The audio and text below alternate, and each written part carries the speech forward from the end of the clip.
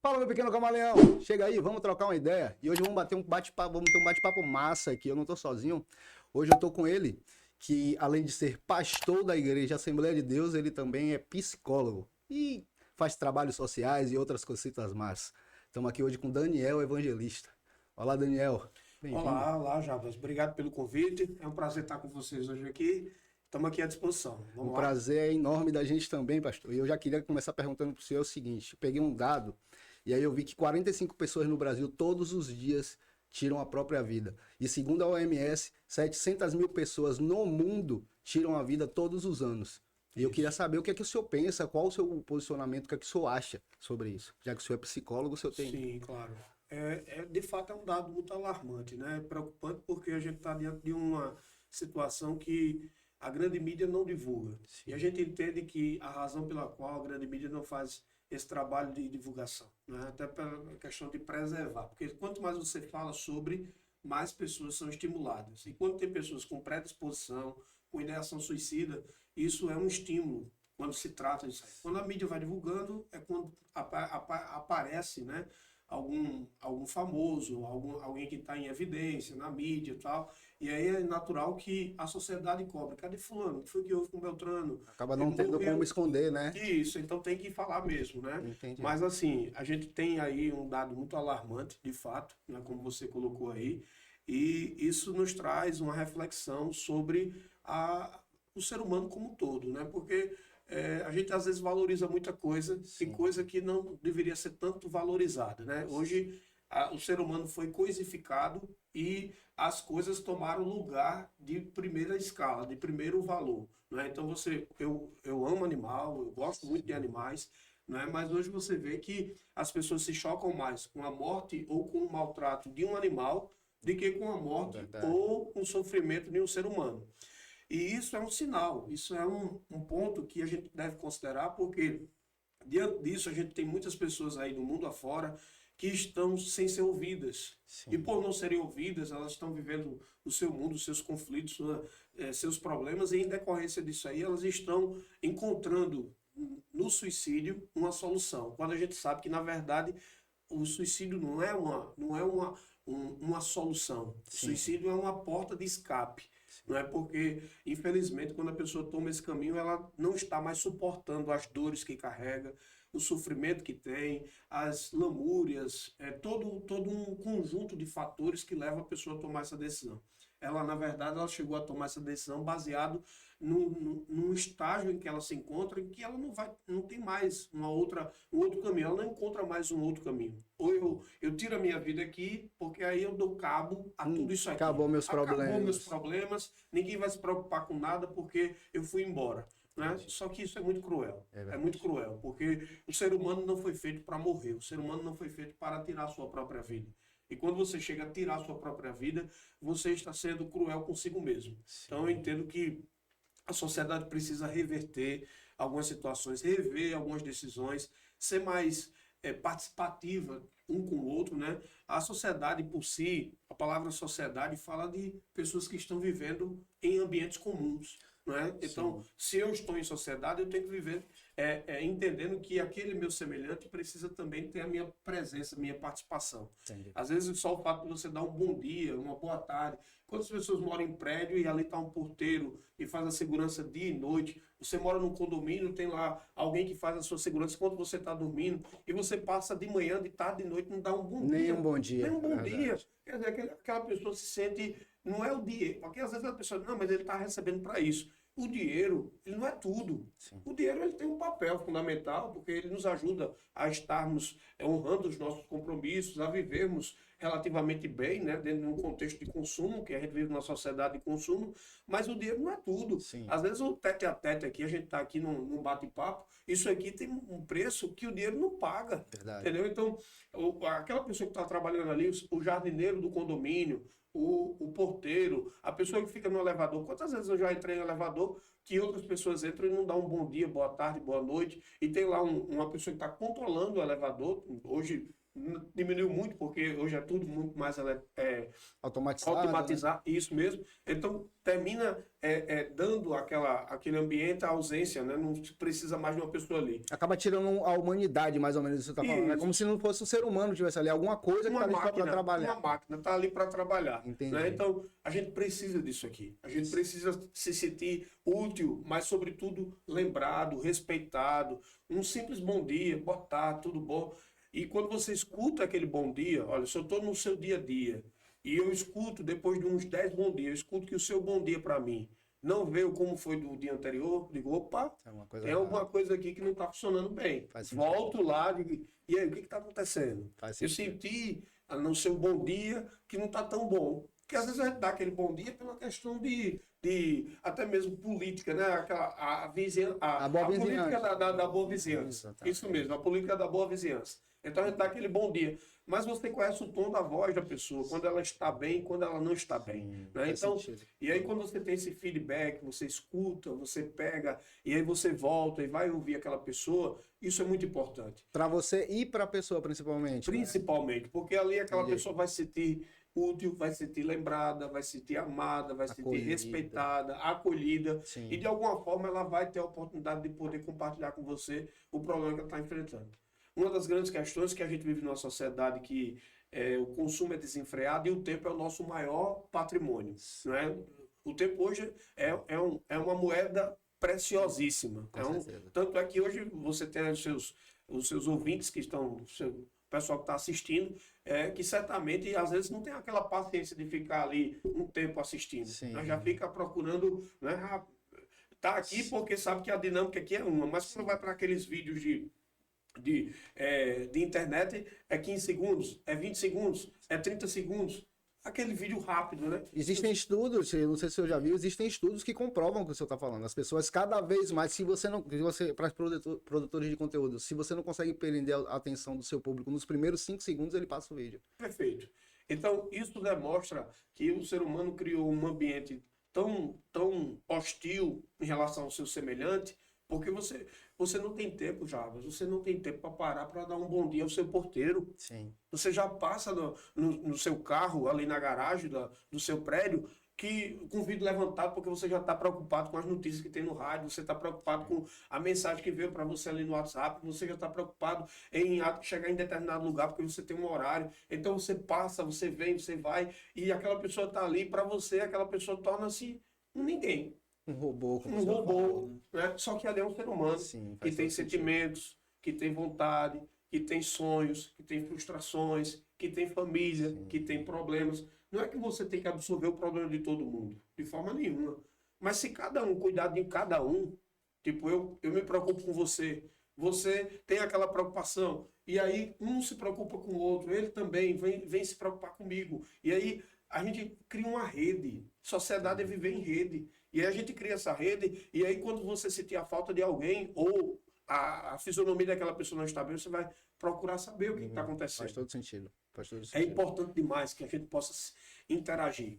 Pegando o gancho no que o senhor falou uma coisa muito interessante para mim, e aí eu quero entender, algumas pessoas têm predisposição para o suicídio, e aí pelo jornal noticiar, e talvez ele diga, isso realmente fez lá, deu certo, eu vou fazer também. O senhor acha que já existe essa predisposição e essas reportagens só fortaleceria essa vontade da pessoa de tirar a própria vida?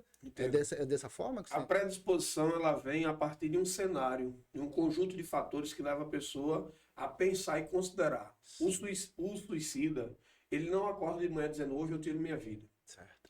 Ele simplesmente vem trazendo consigo uma série de problemas, uma série de fatores, e ele começa a ter ideações, pensamentos suicidas.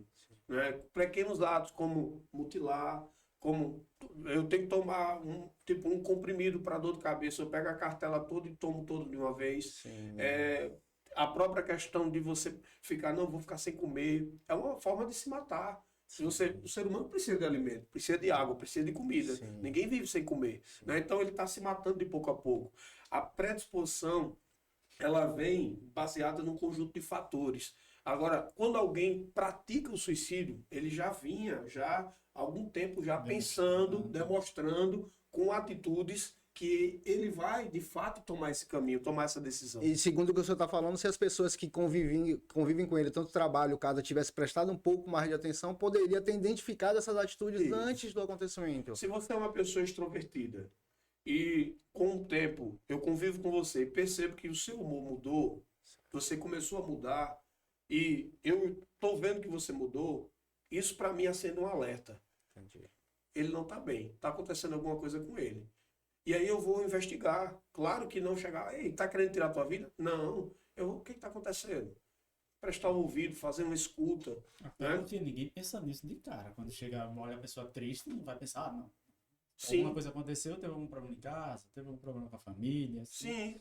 E assim, quando você chega a tomar a decisão do suicídio, a pessoa quando chegar a esse ponto, ela na verdade, ela já vem com esse conjunto de fatores e não é alguém pode dizer assim, não, ele tirou a vida porque ele pegou a mulher com outro homem. Ou então ela pegou o marido com outra mulher. Né? Então, uma traição. Ou então ele teve... Aí, na verdade, aquilo ali foi só o estopim para que a coisa acontecesse. Entendi. Havia um conjunto de coisas que vinha acontecendo. Por exemplo, a mudança dentro de casa, a forma de tratamento um para com o outro, a forma como cada um lida, né? O dia a dia, né? O trato daquele relacionamento que foi se desgastando. Sim. E aí, quando chegou e ele se deparou diante de uma traição, ele foi lá e deu um tiro. Ou a gente teve agora, uns meses atrás, um caso de um secretário aqui no interior do estado, que ele tirou a vida da esposa porque a esposa não queria mais ele. E em seguida ele foi lá e se matou. Quer dizer, como é que a pessoa chega a esse ponto? Eu tenho certeza que a decisão da esposa dele não querer mais ele não foi uma decisão que ela nasceu no final do dia, ela foi lá e disse, eu não quero mais. Ela veio construir, rapaz, não tem mais condição, não tem mais ambiente, não melhora, não muda isso, aquilo, outro e tal. Então, chegou o estopim. Né? Então, assim, a predisposição, ela não nasce com a pessoa. Ela vai sendo construída a partir de fatores que levou a pessoa a pensar naquilo ali. E o que vai me dizer que aquela pessoa, de fato, está inclinada a tomar aquela decisão é a mudança de humor, de pensamento, de conversa. Até você percebe quando alguém está triste. Sim. O tom da voz muda. Sim. O nosso tom de voz muda. Você não... Então, a pessoa, quando tira o suicida, quando ele chega às vias de fato, como o senhor falou, então ele está tentando... E não é que ele quer acabar com a própria vida, ele quer acabar com o problema que ele tem. Aquilo ali é só a válvula de escape para ele. Perfeito. Então, me corrija se eu estiver errado, mas isso me leva a crer, então, que algumas pessoas que desviam do caminho que está e parte para o mundo das drogas também é uma válvula de escape. Eu estou perguntando porque o senhor também tem trabalhos sociais, trabalha com dependentes químicos. Muitas das vezes, o que acontece com o dependente químico, ele vai buscar no uso das drogas, às vezes, um percentual dessas pessoas que são usuárias, elas são por influências de amigos. E também tem muito de quê? Que começou dentro de casa. Sim. Hoje você não encontra tanto, mas ainda existe algumas casas que você tem lá o barzinho da casa. Sim. Né? Tem lá a adega da casa. Tem lá o lugarzinho que quando a família não tem tanto recurso, guarda dentro da geladeira mesmo, a cervejinha, um vinhozinho, tal, uma bebida. E aí, na hora do almoço, o pai tá tomando e o filho pergunta, pai, eu posso tomar um gole? Aí, toma aí, dá um gole. Só que a gente precisa entender que a bebida é uma droga lícita, mas ela gera dependência. Qual é o conceito de droga? É gerar dependência. Então, quando gera dependência, você fica dependente daquilo dali. O que é uma pessoa dependente? Que não consegue viver sem aquilo dali. E aí o grande problema da droga é porque a droga lícita, ela gera uma dependência que você vai construindo um contexto de necessidade. Sim. E aí você chega ao ponto do alcoolismo. A pessoa que bebe, eu só tomo no final de semana. Beleza, mas com o tempo ele vai começar final de semana e um dia da semana. Sim. Depois, o futebolzinho do final de semana. Então, saiu um happy hour depois do trabalho. Aí, quando você vê, ele está bebendo todo dia. E aí vai chegar um momento em que ele não consegue mais ter força de dizer, vou tirar um dia de bebida. Não consegue. Ele tem uma necessidade. A dependência gerou nele essa necessidade. O senhor falou em só beber fim de semana. Eu tenho um caso de um conhecido meu em Salvador, ele só bebia no fim de semana e ele foi considerado alcoólatra. O médico Sim. considerou, porque a quantidade que ele bebia nos fins de semana correspondia à semana toda, era como se ele bebesse Isso. todos os dias. Nós temos dependente químico de uso sazonal. Quando você tem uma pessoa que, por exemplo, isso acontece muito com pessoas que sabem que precisa durante o dia, durante a semana estar sóbrio para poder trabalhar, até porque qual é a empresa que vai receber uma pessoa embriagada para o trabalho? Está colocando em risco a vida dele e a vida de quem está com ele trabalhando. Exatamente. Então ele tem aquela consciência, de segunda a sexta eu não posso. Mas ele sai na sexta de noite do trabalho, já destinado para ir para o barzinho, e ele fica lá, às vezes a noite toda, o sábado o dia todo, de bar em bar, de bar em bar, de bar em bar, o sábado à noite, o domingo até meio-dia, quando ele entende, eita, vou trabalhar, vou para casa. Não é que ele bebeu em grande quantidade, é porque a dependência dele fez com que ele não vivesse uma vida. O que caracteriza também uma dependência é a mudança da sua normalidade. É a incapacidade de decidir por si próprio. Eu não tenho força de decidir por mim. Simplesmente alguém ou algo decide por mim. Então, quando eu viro um dependente, simplesmente eu estou agora vivendo à disposição daqui e dali. Eu sou dependente do álcool, eu sou dependente do crack, eu sou dependente da maconha. E aí, quando a gente vai para drogas ilícitas, que são aquelas drogas que geram uma dependência mais rápida, porque o crack mesmo, no primeiro uso, você já fica um dependente. A maconha, não. Tem pessoas que fumam cigarro de maconha, gostam, não gostam e larga ou continua. Mas, na medida que você usa em grande quantidade, você também vai ficar um dependente. Então, geralmente, a maconha é a droga de entrada que as pessoas usam, droga ilícita, né? E começam a maconha é muito fraca, vou para o crack, vou para a cocaína. E aí você começa a ter outros tipos de droga que geram dependência no primeiro uso, no primeiro momento. E aí os exemplos não faltam. São aí inúmeros para você ver de pessoas. Nós temos a Cracolândia, né? A líder da Cracolândia, perdão. A gente tem profissionais, pessoas que vêm do mercado do trabalho, pessoas que têm habilidades, pessoas formadas. Sim, é verdade. Pessoas com capacidade, olha, extraordinária, pessoas cultas, pessoas inteligentes, professores, pessoas de várias profissões que, infelizmente, foram cativados pela curiosidade ou pelo desejo ou por algum convite de terceiros para provar e caiu numa cilada, porque é uma cilada, uma armadilha. E não consegue se livrar sozinho. Geralmente não, né? Não consegue. Essa ideia de que tem governos, né? A gente sabe que tem governos aí, independentemente de qual seja o governo, eles criam lá um ambiente, olha, vamos acabar com a Cracolândia daqui, vamos tirar os drogados. Primeiro, existem algumas instituições que fazem internação compulsória. Eu não sou favorável à internação compulsória, porque o primeiro passo para o tratamento é o reconhecimento. Quando eu vou para uma internação compulsória, eu vou contra a minha vontade. Eu estou ali, mas eu estou ali contra a minha vontade. Né? Então, existe uma ordem judicial. Às vezes eu recebo algumas meninas lá na casa por ordem judicial. Ó, acolhe fulano aí e tal, estou encaminhando para aí. Elas que dão mais problema para a gente lá. Porque elas não querem estar ali. Porque não querem estar ali. Elas estão ali porque estão ali contra a vontade delas e pela força do Estado. Né? Eu acho um assunto meio complexo isso, porque eu entendo o posicionamento do senhor, mas talvez em alguns casos eu acho que tem a necessidade de ser compulsório. O grande problema é porque o ser compulsório nesse momento, ele vai, em parte, dar uma dissolução. Mas não vai Mas não vai solucionar. Faz sentido. Por quê? Porque, por exemplo, eu recebi uma senhora, uma jovem senhora, 30 e poucos anos de idade, 3 filhos, e aí o Conselho Tutelar encaminhou para a Justiça nos encaminhou uma internação compulsória para aquela senhora, e as crianças daquela senhora teriam que ficar com o Conselho Tutelar enquanto a gente está fazendo o tratamento dela. Não vai dar certo. Aquela relação ali, ela ficou conflitosa. Ela ficou conflitosa por um primeiro momento. A mãe queria ver os filhos e o conselho disse, você só vai ver os filhos se você se tratar. Ela ficou na casa, beleza. Ficou na casa, aqui e acolá dava algum problema.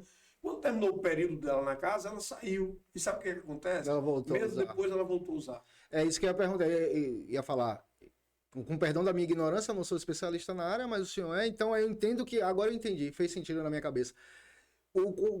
de forma compulsiva não dá certo, porque o primeiro passo para querer para largar é querer largar.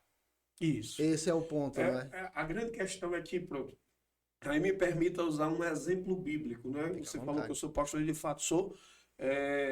Nós temos lá uma parábola do filho pródigo. A parábola do filho pródigo, ele fala que o filho só reconheceu que ele estava no fundo do poço quando ele estava comendo lá as bolotas, a comida dos porcos. E ele disse, rapaz, quantos trabalhadores do meu pai, não é nem o irmão dele que ficou lá com o pai, quantos empregados do meu pai, nessa hora tem mesa farta na casa deles. E eu estou aqui comendo a comida dos porcos. Aí eles, reconheço que estou no lugar errado. Então eu vou agora, nesse momento, me levantar e vou buscar o meu pai para tentar sair desse buraco. Então a atitude não foi do pai. O pai ficou lá na porta. O pai ficou lá esperando. A atitude não foi da família, porque o irmão não veio atrás dele, o pai não veio atrás dele. A atitude foi dele. Ele disse, opa, eu estou aqui comendo comida de porco. Ele quis sair daquele lugar. E a gente sabe que para o judeu, e ali aquela parábola está no contexto judaico, o porco é um animal para o judeu, uma carne imunda. Então o judeu não come carne de porco. Então a parábola apresenta a carne de porco como se fosse, olha, se tem um fundo do poço, o fundo do poço é esse aqui. O cara está comendo carne de porco. Entendeu? Então, o que ele não pode comer, o que ele trata como imundo, o que ele tem como algo impossível de acontecer, ele está fazendo. Ele está comendo comida ele não está comendo nem os porcos, ele está comendo a comida que os porcos comem. Então, ele está no fundo do poço para dentro. Eu vou aproveitar esse gancho aí já entrar na parte que, como o senhor já acabou de confirmar, que o senhor é pastor e eu quero falar, a gente quer falar sobre isso também. E aí eu já vou aproveitar essa parábola, porque eu tenho uma dúvida. Aqui nessa cadeira são muitas dúvidas e poucas certezas. Mas eu gostaria de tirar todas as dúvidas. Eu também. Eu tenho todas as respostas, viu? Dentro dessa parábola lá do filho pródigo, quando ele volta, o pai dele recebe ele com a maior felicidade do mundo, manda, né, matar um bezerro, fazer a festa, e o outro filho fica chateado, porque ele diz, pai, fiquei aqui com o senhor o tempo todo, ele pegou a riqueza dele, gastou, e o senhor recebe, ele estava com alegria. Na minha forma ignorante de enxergar as coisas, eu consigo enxergar que esse que reclamou tem uma certa razão também, né? Sim. E depois tem uma passagem que Jesus fala assim, quando uma ovelha se perde, existe muito mais alegria do que quando aquela ovelha é resgatada do que pelas milhares que já estão ali. Mas como enxergar do ponto de vista desse outro filho que tinha ficado? A grande questão é que esse outro filho, ele nunca deixou de ter tudo que o pai tinha. Como o primeiro também não deixou de usufruir. Qual foi a sacada dali? É que o primeiro disse, eu quero viver um pouco além das fronteiras das terras do meu pai. Como eu sei que eu tenho direito sobre parte da herança aqui, eu não tenho direito de tudo, porque eu tenho um irmão e tenho um pai vivo. Então eu não posso levar a riqueza do meu pai, mas eu posso levar o que é meu. Então o pai foi lá e respeitou o pedido do filho e deu. Ele queria ir além. Porém, o filho que ficou não deixou de usufruir tudo que era seu de direito e que era e é do seu pai. Certo. Então ele continuou usufruindo. O conflito do filho, do filho que ficou para o filho que saiu, quando o filho que saiu voltou, o filho que ficou conflitado, porque ele disse, olha, uma festa para receber isso aí, que saiu, voltou pobre, gastou toda a riqueza que a gente trabalhou junto para conquistar, um dinheiro que era dele, mas que o senhor, pai, o senhor deu para ele, mas era um dinheiro que suor do nosso trabalho, o senhor foi lá e deu para ele, ele saiu, não voltou com o dinheiro multiplicado, ao contrário, veio, vamos dizer no popular, uma mão na frente e outra atrás, e agora a gente está aqui tendo que fazer uma festa para esse aí. E eu, como é que fica? Com 50% de um todo que ele já gastou e 50% dele. Então, se eu pego agora os 50% que se tornou 100% e agora eu só fico com 25%. Perfeito. E aí esse filho, ele recebe uma resposta do pai que é extraordinária. Que cala o filho. Não cala pela questão de que ele se submete àquela palavra, mas ele entende que o que o pai fala, de fato, é verdade. Por quê? Ele vai dizer, meu filho, tudo que eu tenho é teu. O teu filho, teu irmão saiu, perdeu tudo. E ele voltou, a gente se alegrou porque o que estava perdido foi achado. Né? Então a gente encontrou de volta o seu irmão. Mas tudo que eu tenho é teu. Você pode festejar a hora que quiser. Você tem tudo, tem acesso a tudo isso aqui. Quando o pai mostra ao filho que ele não tem nenhuma restrição ao filho usufruir do que o pai tem e que é dele também por direito, aquele filho se silencia. Ele percebe que ele não precisa ter Ele ciúmes, não é precisa, dele. isso, ele não precisa bater de frente com o pai, porque na verdade o pai nunca deixou de dar a ele o que é dele de direito. Entendi. Se ele quiser, a qualquer hora ali, tá ali disponível para ele. Só basta ele querer. Olha, eu quero um cordeiro, um cabrito para eu assar e comer com meus amigos. Eu quero festejar com meus amigos aqui uma noite de celebração com os meus amigos, porque simplesmente eu estou aniversariando, então eu quero dar uma festa para meus amigos. Faça, meu filho. Fica à vontade. Tudo que é meu Tudo é que é seu. meu é seu. Faz sentido. Entendeu? Faz Então, assim, é tanto que o filho não vai bater de frente com o pai. Depois que o pai vai lá e traz aquela resposta, o filho recua e diz, não, de fato meu pai está certo. Ali a parábola se encerra. Né? Com o silêncio, na consciência, na certeza de que o que o pai fala, de fato, é verdade. Entendi. É muito bonita essa parábola, né? Eu ficava nessa dúvida porque eu dizia, ei, esse que ficou, eu também entendo a reclamação do cara. Era 100%, ele deu 50% pro filho e ficou 50% pro outro. Só que o que saiu com 50% gastou todo. Então quando ele volta, ele pega esse 50% e só vai sobrar 25%. Eu entendia o lado dele. Aqui trabalhando. Eu enquanto ele tava entendia. lá se divertindo. Mas com essa explicação faz muito sentido na cabeça, porque independente de quanto tem, ei, é seu, não esquenta a cabeça. O que é meu é seu. Exatamente. E agora entrando mais nesse assunto de Bíblia, é um assunto que eu gosto muito, e como eu falei, eu tenho muita dúvida. Eu queria começar por uma dúvida que é o seguinte: o sábado é para guardar? Não é para guardar? Quando Jesus morreu, ele revogou a lei, eu não preciso mais. O que é que qual o posicionamento do senhor? O que é que o senhor entende? O que é que o senhor acha do sábado? O sábado eu preciso guardar, os adventistas guardam o sábado até hoje. Outras religiões não. Eu não digo nem que um tá certo, nem que outro tá errado. Eu não sei. E eu queria de verdade entender isso. O sábado ele vem como uma orientação de Deus quando ele a criação de todas as coisas, né? A criação da natureza, do mundo como um todo, do mundo como nós conhecemos. E o Senhor cria o homem como sua última e a coroa da sua criação. E ele abençoa e santifica o sétimo dia como o dia do descanso. Baseado nisso aí, os judeus guardam o sábado, né? O sabate, né? Faz o sabate, né? Guardando o sábado, né? E isso torna-se um ato religioso. Tanto é que Jesus, enquanto esteve na terra, ele mandou seus discípulos trabalharem no sábado. Isso. E Jesus curou uma pessoa curvada no sábado. Uma senhora que estava na sinagoga no sábado, que era o dia que os judeus iam à sinagoga para orar, para ouvir as escrituras, para ouvir alguém que estivesse ali para pregar. O homem do tanque, né? Também não foi no sábado, não, pastor? Também foi no sábado. E ali quando o Senhor cura essa pessoa, né? E também curou o homem do tanque, né? Que 38 anos que estava lá. Também o Senhor operou um milagre, ou melhor, o Senhor mandou os discípulos irem colher no sábado. Certo. E aí houve aquele questionamento por parte dos judeus ortodoxos, né? Os judeus que tinham aquela linhagem mais tradicional, batendo de frente. Como é que pode? Isso é um escândalo. O Senhor mandar os seus discípulos trabalharem no sábado, o Senhor trabalhar no sábado, o Senhor curar no sábado, não pode. O sábado é sagrado. Aí Jesus disse, está aqui quem é maior do que o sábado. Está aqui quem é maior do que o sábado. Então ele revoga a lei, realmente. Ele mostra ele é a lei. Que ele é o Senhor do sábado. Ele é a lei, como você está dizendo, ele é a lei. João 1 vai dizer que ele é o verbo. E o verbo é a palavra. Então, o verbo se materializou a partir dele. Né? Ele veio e habitou entre os homens. Então, ele é a própria lei. E ele se apresenta como o Senhor do sábado. Porque o que os judeus fazem? E aí, o grande problema das religiões hoje é que torna o sábado um dia mais... É um dia santo. Mais sagrado do que qualquer outro dia. Quando, na verdade, todo dia é santificado pelo Senhor. Né? O cristianismo trata o domingo como o dia do Senhor. Os judeus tratam o sábado como o dia do descanso. O muçulmano trata a sexta-feira como um dia sagrado. Né? Então, você vai ver que as maiores religiões, que é o islamismo, o judaísmo e o cristianismo, tem cada um o seu dia que eles chamam de seu. De dia santo. E aí a gente se pergunta, qual é o dia? Né? Se a sexta para o islâmico é o dia sagrado, para o judeu é o sábado, para o cristão é o domingo, e qual é o dia que Deus aprova? Na verdade, Deus aprova todos os dias, todo dia é sagrado. Tem gente, por exemplo, tem gente que trabalha no domingo, tem gente que trabalha no sábado, tem gente que trabalha na sexta.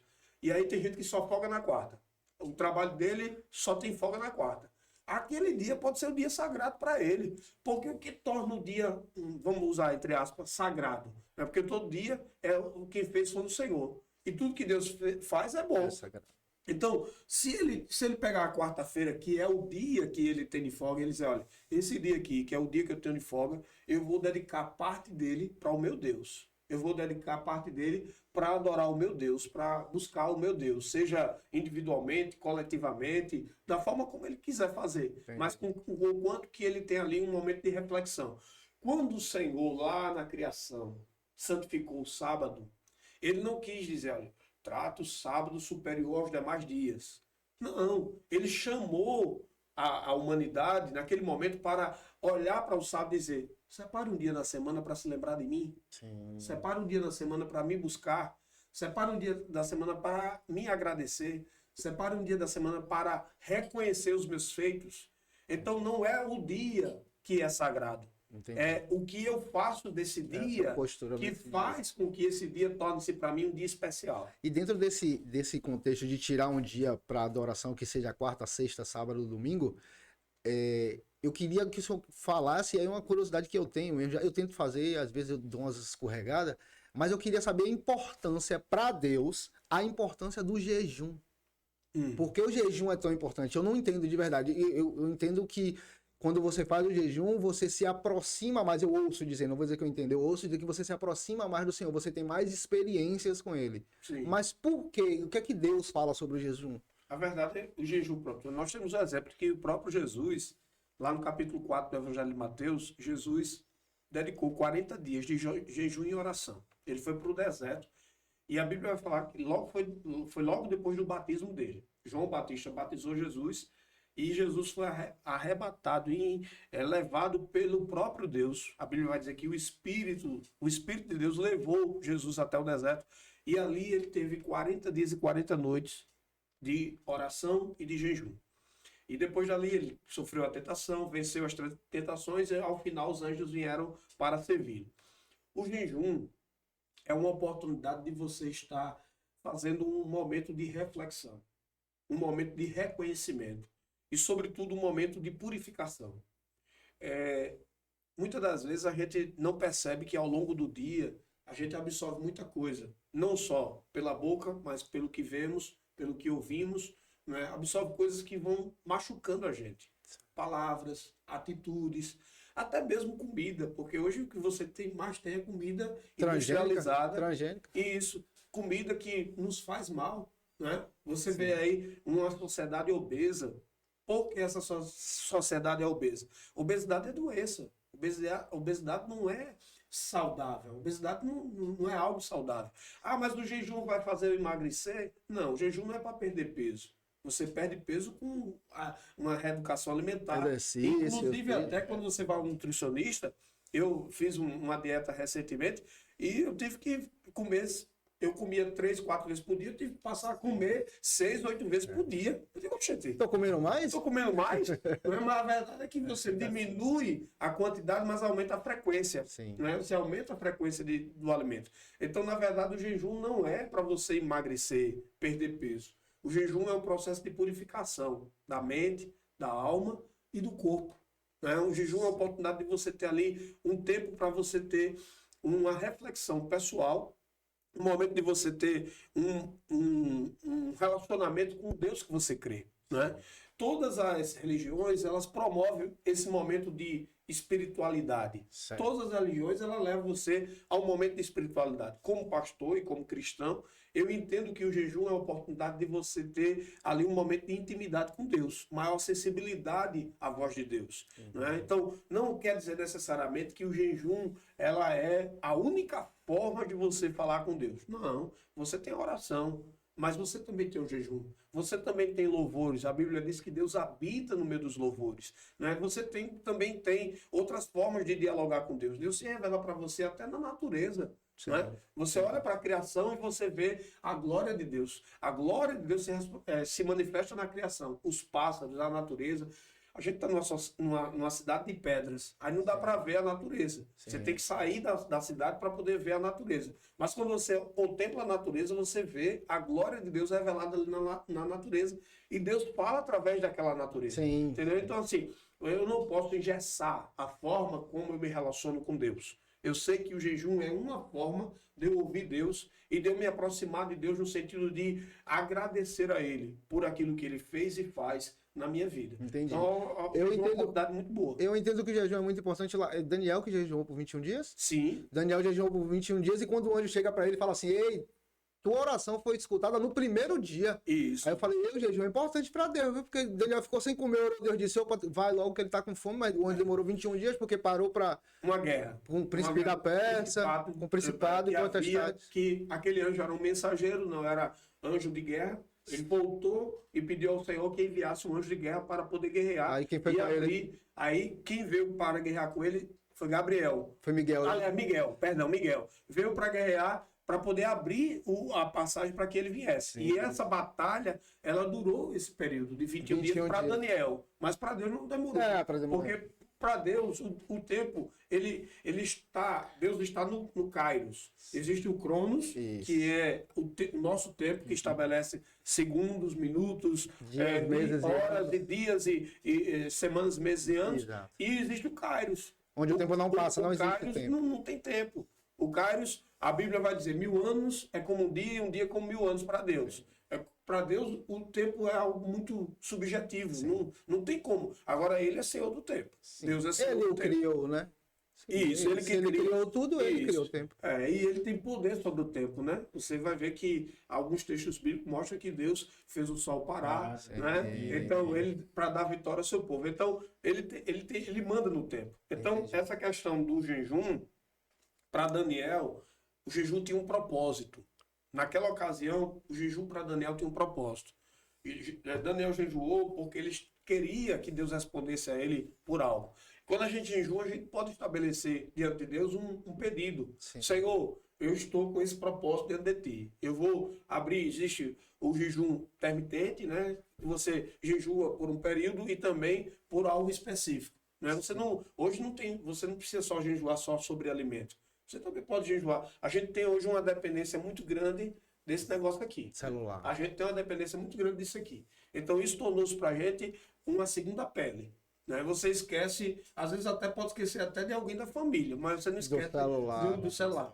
Então você pode fazer um jejum abrindo mão de usar o que você usa diariamente, isso é um jejum também? Sim, você tá. Porque o que é o jejum? O jejum é nada mais, nada menos do que abster-se de algo. Entendi. Né? Você pode enjoar de coisas, você pode enjoar de alimentos, você pode enjoar de. Pronto, eu vou jejuar apenas de comida, mas eu vou ficar bebendo líquidos, né? Suco, água, para o corpo ficar Vou hidratado. jejuar daquilo que me afasta de Deus, né?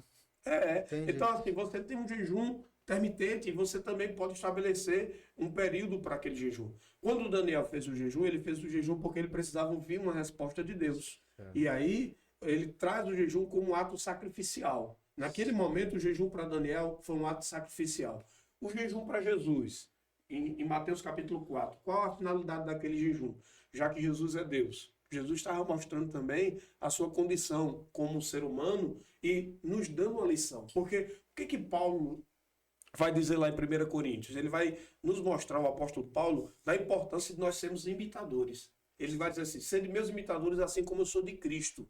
Paulo tem aquela preocupação de trazer à igreja de Coríntios a importância de referências. E como é importante nós pensarmos nisso? Um referencial. A sociedade hoje precisa de referenciais. Sim. Quais são os nossos heróis hoje? Qual é o nosso modelo hoje? Quem são as pessoas que a gente tem como modelo de referência? E o ser humano precisa de um referencial. Você, eu, todos nós precisamos. Nós vivemos uma sociedade, pronto. Você pega, me permita aqui Fica à vontade. abrir um pouquinho mais esse debate. Você pega uma casa onde tem pai e mãe. Onde tem uma casa que o pai cumpre o papel paterno e a mãe cumpre o papel, existe ali uma grande possibilidade da criança crescer com uma estrutura familiar saudável, do ponto de vista de que ela sabe qual é a figura paterna, qual é a figura materna, qual é o comportamento que o pai tem que ter diante de eventual necessidade, e também quando diante de uma mãe, diante da mãe e do pai, existe aquele comportamento que vai promover saúde emocional Entendi. e saúde do ponto de vista do desenvolvimento da personalidade da criança. Entendeu? Agora, pega um lar aonde não tem a referência paterna ou materna. A criança, ela vai crescer sem essa referência e ela vai ter algumas limitações, algumas dificuldades. Se você conversar hoje com professores, um dos índices mais fortes de crianças na escola que dão, assim, que tem um traço de agressividade são de crianças que têm pai ou lares desestruturados. Porque não é lá. Existe um estudo em cima disso? Sim, não é um lar que diga assim, aqui nessa casa tem tudo, mas não tem a referência. Entendi. Pode ter dinheiro, pode ter 4 carros na garagem, pode ter comida à vontade, pode ter gente trabalhando para servir aquela criança, casa, mansão, mas a criança chega na escola, é agressiva, é uma criança que tem comportamentos diferentes. Às vezes pode não ser agressiva, mas é uma criança retraída, é uma criança que tem dificuldade de comunicação, dificuldade de aprendizado. Algum tipo de dificuldade aquela criança vai desenvolver. Por quê? Porque o ser humano nós precisamos de referencial. E aí eu vou para a Bíblia novamente. Porque quando eu vejo lá, Deus criou primeiro quem? O homem, Adão. né? Adão. Aí a Bíblia vai dizer que o homem se sentiu o quê? Sozinho. Só. O próprio Deus vinha ter com o homem todo dia. Todo final da tarde, Deus vinha dialogar com o homem. Mas mesmo tendo Adão, a presença daquele que é completo e completamente capaz de preencher todo o vazio, Adão se sentiu só. E Deus disse, não é bom que o homem esteja só. Sim. Opa! Se não é bom, então eu preciso ter essa consciência. Sim. Não dá para viver só. Eu preciso de alguém. Então, a família, ela precisa ter esses papéis bem claros. Entendi. A presença masculina, a presença feminina influencia positivamente no contexto familiar. Eu defendo a família tradicional. Respeito quem tem o modelo de família diferente, mas eu tenho o meu modelo. Para mim, sim. o modelo de família tradicional é um modelo que é bíblico, mas, sobretudo, é um modelo que está consolidado. Não é? Funciona, né? Que funciona. Você tem... Sabe qual é a instituição mais antiga da face da Terra? É a família. Foi a primeira instituição que Deus criou. Sim. Quando Deus criou o homem, criou a mulher e disse, olha, essa aí é os teus ossos, carne da tua carne, será chamada varão, porque do varão foi tirado. E iniciar o homem e a sua mulher, a mulher deixará a casa do seu pai e serão os dois uma só carne. Então ali o Senhor criou a família. Deus criou a família a partir da figura masculina e a figura feminina. A gente tem milhares de anos que a família foi criada. Sim. A sociedade moderna está produzindo um outro modelo de família, que eu respeito. Não estou aqui para ser homofóbico, esse negócio. Não, respeito demais. Mas eu entendo que o modelo eficaz, o modelo que funciona, o modelo que é milenar e o modelo que vem de Deus é o modelo tradicional. Pai e mãe. E a prole, né? E a prole, sim. Pai, mãe e prole. Uma dúvida. Por que Deus chama o homem de varão, hein?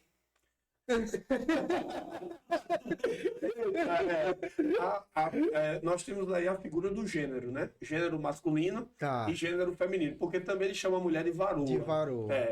É um tratamento que Deus dá, né? Mas o mesmo texto que vai falar varão, ele vai chamar homem. O mesmo texto que ele vai chamar varão, ele vai chamar mulher. Então, é só uma forma de Deus se dirigir. É uma forma de tratamento. Eu sempre ficava na dúvida, eu pensava, varão. Eu dizia, varão de onde? Por que varão? Deixa eu aproveitar, e o senhor falou uma coisa que eu acho muito interessante, porque eu vejo o comportamento das pessoas, de algumas pessoas que cultuam, e aí o senhor também tocou nesse assunto, só que eu geralmente, quando eu falo sobre isso, eu troco as palavras. O senhor falou que as pessoas procuram que precisa de um exemplo. Eu continuo lá com a Bíblia que me diz que as pessoas procuram um ídolo para adorar o tempo todo, seja na música, seja no cinema, elas procuram alguém para adorar. Já visto hoje alguém faz um clipe que é legal e os comentários é assim, fada sensata sem defeitos. Eu falo, eita. Mas e aí, só para concluir o raciocínio, eu vejo as pessoas que adoram ou cultuam anjos, né? Tem gente que acende vela para anjo, faz orações, e aí, eu lembrei porque o senhor falou de Miguel. Quando eu vejo o Miguel na Bíblia, ele não é um cara legal ele não tá muito preocupado, tipo, comigo. Ele faz o que Deus manda. E se a gente for para o livro apócrifo e eu pegar Enoque, aí sim, Enoque me fala, o anjo não tá muito aí para você não, ele só obedece a Deus. Quando eu vejo as pessoas adorando a Miguel ou a qualquer outro anjo, e a gente entende a forma real dos anjos contida nos livros apócrifos e também na Bíblia, que fala um pouco dele, a Bíblia fala que quando os homens viam o anjo, o que aconteceu com eles? Eles desmaiaram de terror na presença dos anjos. Então, quando... Vamos falar assim, só o jeito de falar. Quando o bicho pega, quando não tem mais jeito, o que é que o anjo tá levando lá? O mensageiro tá levando a resposta para Daniel, ele volta para buscar Miguel. Então, pense quem é Miguel. Se ele não conseguiu passar e chamou Miguel, Sim. eu entendo, pelo menos, que Miguel não vai conversando, ô, dê licença, deixa ele passar aí, porque o senhor mandou ele. Vem com a espada. Eu acho que ele vem com a espada acabando com todo mundo, tem muita conversa. Eu acho que Miguel é nessa classe aí. nessa classe aí. Eu não sei se eu tô certo, Você né? sabe que Lúcifer era um anjo portador de luz, e hoje nós tratamos ele como a Bíblia trata como o diabo, o Satanás, né? Ele tinha um ofício lá no céu. O ofício dele era Louvor, a né? maestria de toda a adoração. Ele era o regente do coral celestial que adorava diretamente no trono. Ele adorava aquele que está sentado ao trono. Ele era o responsável de levar até a presença do trono a adoração. Era um anjo perfeito para a adoração. Era um anjo sublime entre todos os anjos. Era o que se destacava, porque era o único que levava até Deus, até o trono de Deus. É verdade que era o anjo mais Adoração. bonito do céu, isso é verdade? A glória que ele tinha, os outros não tinham. Entendi. Porque assim, veja só, quem está sentado no trono não aceita que a pessoa se apresente diante dele com menor classe ou menor valor do que ele é digno de ver. Entendi. Exemplo, vamos pegar um exemplo normal aqui do mundo, né? Do mundo normal. Se hoje você fosse convidado para ir ter um bate-papo com o Rei Charles, Ah, tinha que ser com a melhor roupa, ia ter que comprar roupa, o melhor perfume. por aí você tira. Sim, Por aí você tira. sim, Né? Não é todos que vão lá conversar com o rei. entendi. Não é todos. E os que vão passam por um processo de seleção, por um processo de, até mesmo de etiqueta. Por triagem, né? Por uma Isso, triagem. claro. Olha, quando você se apresentar diante do rei, se prostre. Quando ele for sentar à mesa, espere isso, aquilo, outro, tal. A hora de comer, você vai comer assim. Você tem parece que você é um bicho que caiu ali. Sim. E você vai ser educado a partir de agora como ser um ser humano. Sim. Porque é um rei. E aí você imagina, pega isso aí. Todos os reis, eles têm como referência o rei dos reis, que é Deus. Então, para que Lúcifer se apresentasse diante de Deus, ele deveria ser um anjo que se destacava de todos os demais. Porque não era todos que iam até diante de Deus. Quando você vai lá no profeta Isaías, você tem Isaías dizendo o seguinte, no capítulo 6 de Isaías dizendo no ano em que morreu o rei Uzias, eu vi o Senhor sentado no alto sublime trono. E havia anjos que estavam cercando o seu trono. Só que qual era a conduta desses anjos? Anjos que tinham 2 asas que cobriam o rosto, 2 asas que cobriam os pés e 2 asas que voavam. Olha a reverência desses anjos. Eles não podiam olhar Nem para quem olhar. está sentado no trono. Os pés dele deviam ser cobertos, como um ato de reverência. A face dele devia ser coberta, porque aquele que está sentado no trono é simplesmente o Rei dos Reis Entendi. e Senhor dos Senhores. Então, em razão daquele que está sentado no trono, não é todo e nem de todo jeito que chega lá. Entendi. Voltando à pergunta dos anjos, né, com relação a Miguel. anjos devem ser adorados ou não adorados, Sim. né? A Bíblia já mostra que anjos não devem ser adorados. Anjos são ministradores de uma ordem divina. Anjo não é aquele, o meu anjinho da guarda veio me proteger. O anjo pode até vir me proteger, mas ele não vem porque eu pedi. Por ordem Por ordem celestial. Deus designa anjos com destino e com propósitos claros. E tem detalhe, quando o anjo vem, meu irmão, você pode, se o anjo vier para cumprir uma ordem, pronto, você tem lá em Sodoma e Gomorra. Tá. Quando os anjos chegaram na casa de Ló, a ordem de Deus para Ló saia dessa casa, Não. leve sua mulher e seus filhos, certo? Desapareça daqui, porque a ordem de Deus é que essa cidade toda vai ser destruída. E não olhe para trás. E não olhe para trás, perfeito. E o que aconteceu com a cidade? Ló foi embora com a mulher olhou para trás, virou uma estátua de sal, tudo direitinho. Mas o que aconteceu com Foi destruído. é uma cidade, meu amigo. Foi destruído. Não é duas famílias, não. Uma cidade inteira foi destruída com fogo. Sim. Porque aqueles anjos não vieram para brincar. Aquelas pessoas podiam chegar dentro dos anjos e oferecer ouro, riqueza, tudo. Os anjos iam cumprir a ordem. A ordem é destrua Sodoma e Gomorra e acabou. Pronto. poupe apenas Ló e a família dele. E foi o que os anjos fizeram. Então, o que a gente tem que entender? Anjos são ministradores de uma ordem divina. Eles vêm cumprir a ordem de Deus. Seja a ordem para o bem ou para o mal. Ai, Deus, ele é um ser mau? Não, Deus não é um ser mau. A sua essência, ela é boa. Mas o que vem de mal para a gente são a colheita daquilo que plantamos. A justiça de Deus, quando ela se estabelece, para alguns pode ser injusta. Mas, na verdade, é Deus aplicando a sua justiça diante dos atos dos homens. Sim. A gente vai lá em Romanos 6:23. O que diz lá? O salário do pecado é a morte. E qual é o conceito de pecado? Pecado é tudo aquilo que fere a vontade de Deus. Então, quando o salário vem, as pessoas dizem, puxa vida, como é que pode? Fulana pessoa, tal, morreu e tal, pepe, papá. Mas será que você conhecia de fato aquela pessoa ao ponto de entender as consequências da vida dela para que chegasse aquele E momento? o conceito de bondade também é uma coisa muito complexa, porque a gente, quando morre alguém, exemplo, a gente fala, fulano era tão bom, mas morreu tão novo. Mas é complexo porque a bondade do ser humano é completamente diferente da bondade de Deus. Sim. Você lê a Bíblia, você percebe que são coisas que nem se encaixam. Nós não somos, por natureza, nós somos mal. Por natureza, nós somos mal. Nós estamos aqui numa relação de 3 pessoas dialogando com seus ouvintes aí, o pessoal que está acompanhando, assistindo. Mas nós aqui, nós por natureza somos mal. Se em algum momento um de nós 3 aqui se destacar, pode gerar no coração do outro uma inveja. Verdade. Um mal-estar. Não gostei da cara de fulano. Para mim, ele foi muito arrogante. Para mim, ele foi muito besta. Alguma coisa a gente vai conceituar. E baseado naquilo que a gente pensa ou fala, revela-se a nossa natureza caída. Por quê? O instinto, né? Isso. Porque a nossa natureza caída, ela é uma natureza adâmica.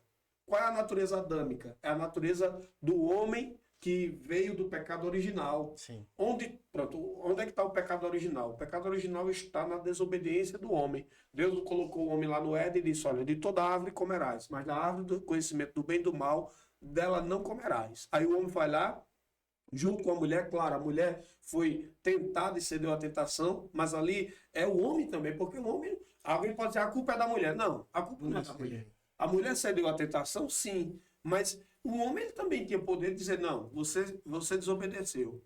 Se Adão não tivesse comido, Eva sim e Adão não. Aí a gente vai para o campo das hipóteses, né? É, claro. Porque aí a gente não... Arqueologia. Vamos lá, arqueologia, vamos lá.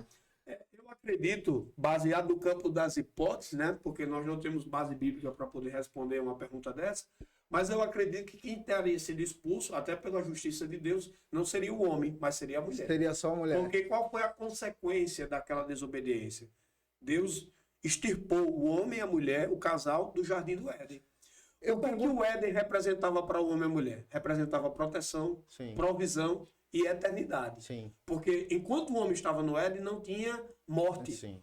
Enquanto o homem estava no Éden, o homem não tinha necessidade de um trabalho como hoje conhecemos. Ele trabalhava sim, porque ele plantava, ele cultivava, ele comia do que a terra dava. Eu acho que o mais dificultoso para Adão foi para colocar o nome em todos os animais. Eu acho incrível você olhar um esquilo e saber que Adão olhou aquilo e falou esquilo. Esquilo. Mas não tem uma cara de esquilo aquilo? E não caberia com um esquilo com o nome de vaca. Não teria. Uma vaca. Adão já sabe demais. Não, Mas eu pergunto pelo seguinte, porque Deus deu a ordem para Adão, para que ele não fizesse, para que ele não comesse. Por isso que eu pergunto, se ela comesse, ele não, talvez ela fosse expulsa sozinha, é por isso que eu tenho essa dúvida, entendeu? Isso. Claro que é sempre nas hipóteses, porque não aconteceu, é uma coisa que... Deus tinha um relacionamento com Adão e Deus falava com Adão, e aí a gente tem que entender que Deus, ele sempre escolheu a quem ele se dirigia. Nós olhamos para o Velho Testamento e vamos observar que Deus falou com Adão, Deus falou com Abraão, mas por que Deus não falou com Sara? Deus fala com Sara em alguns outros momentos, mas muito pouco, fala muito mais com Abraão. Deus fala com Isaac, Deus fala com Jacó, Deus fala com Moisés, Deus fala com José, Deus fala com Josué, Deus vai falando com pessoas específicas, mas essas pessoas não são as únicas da terra.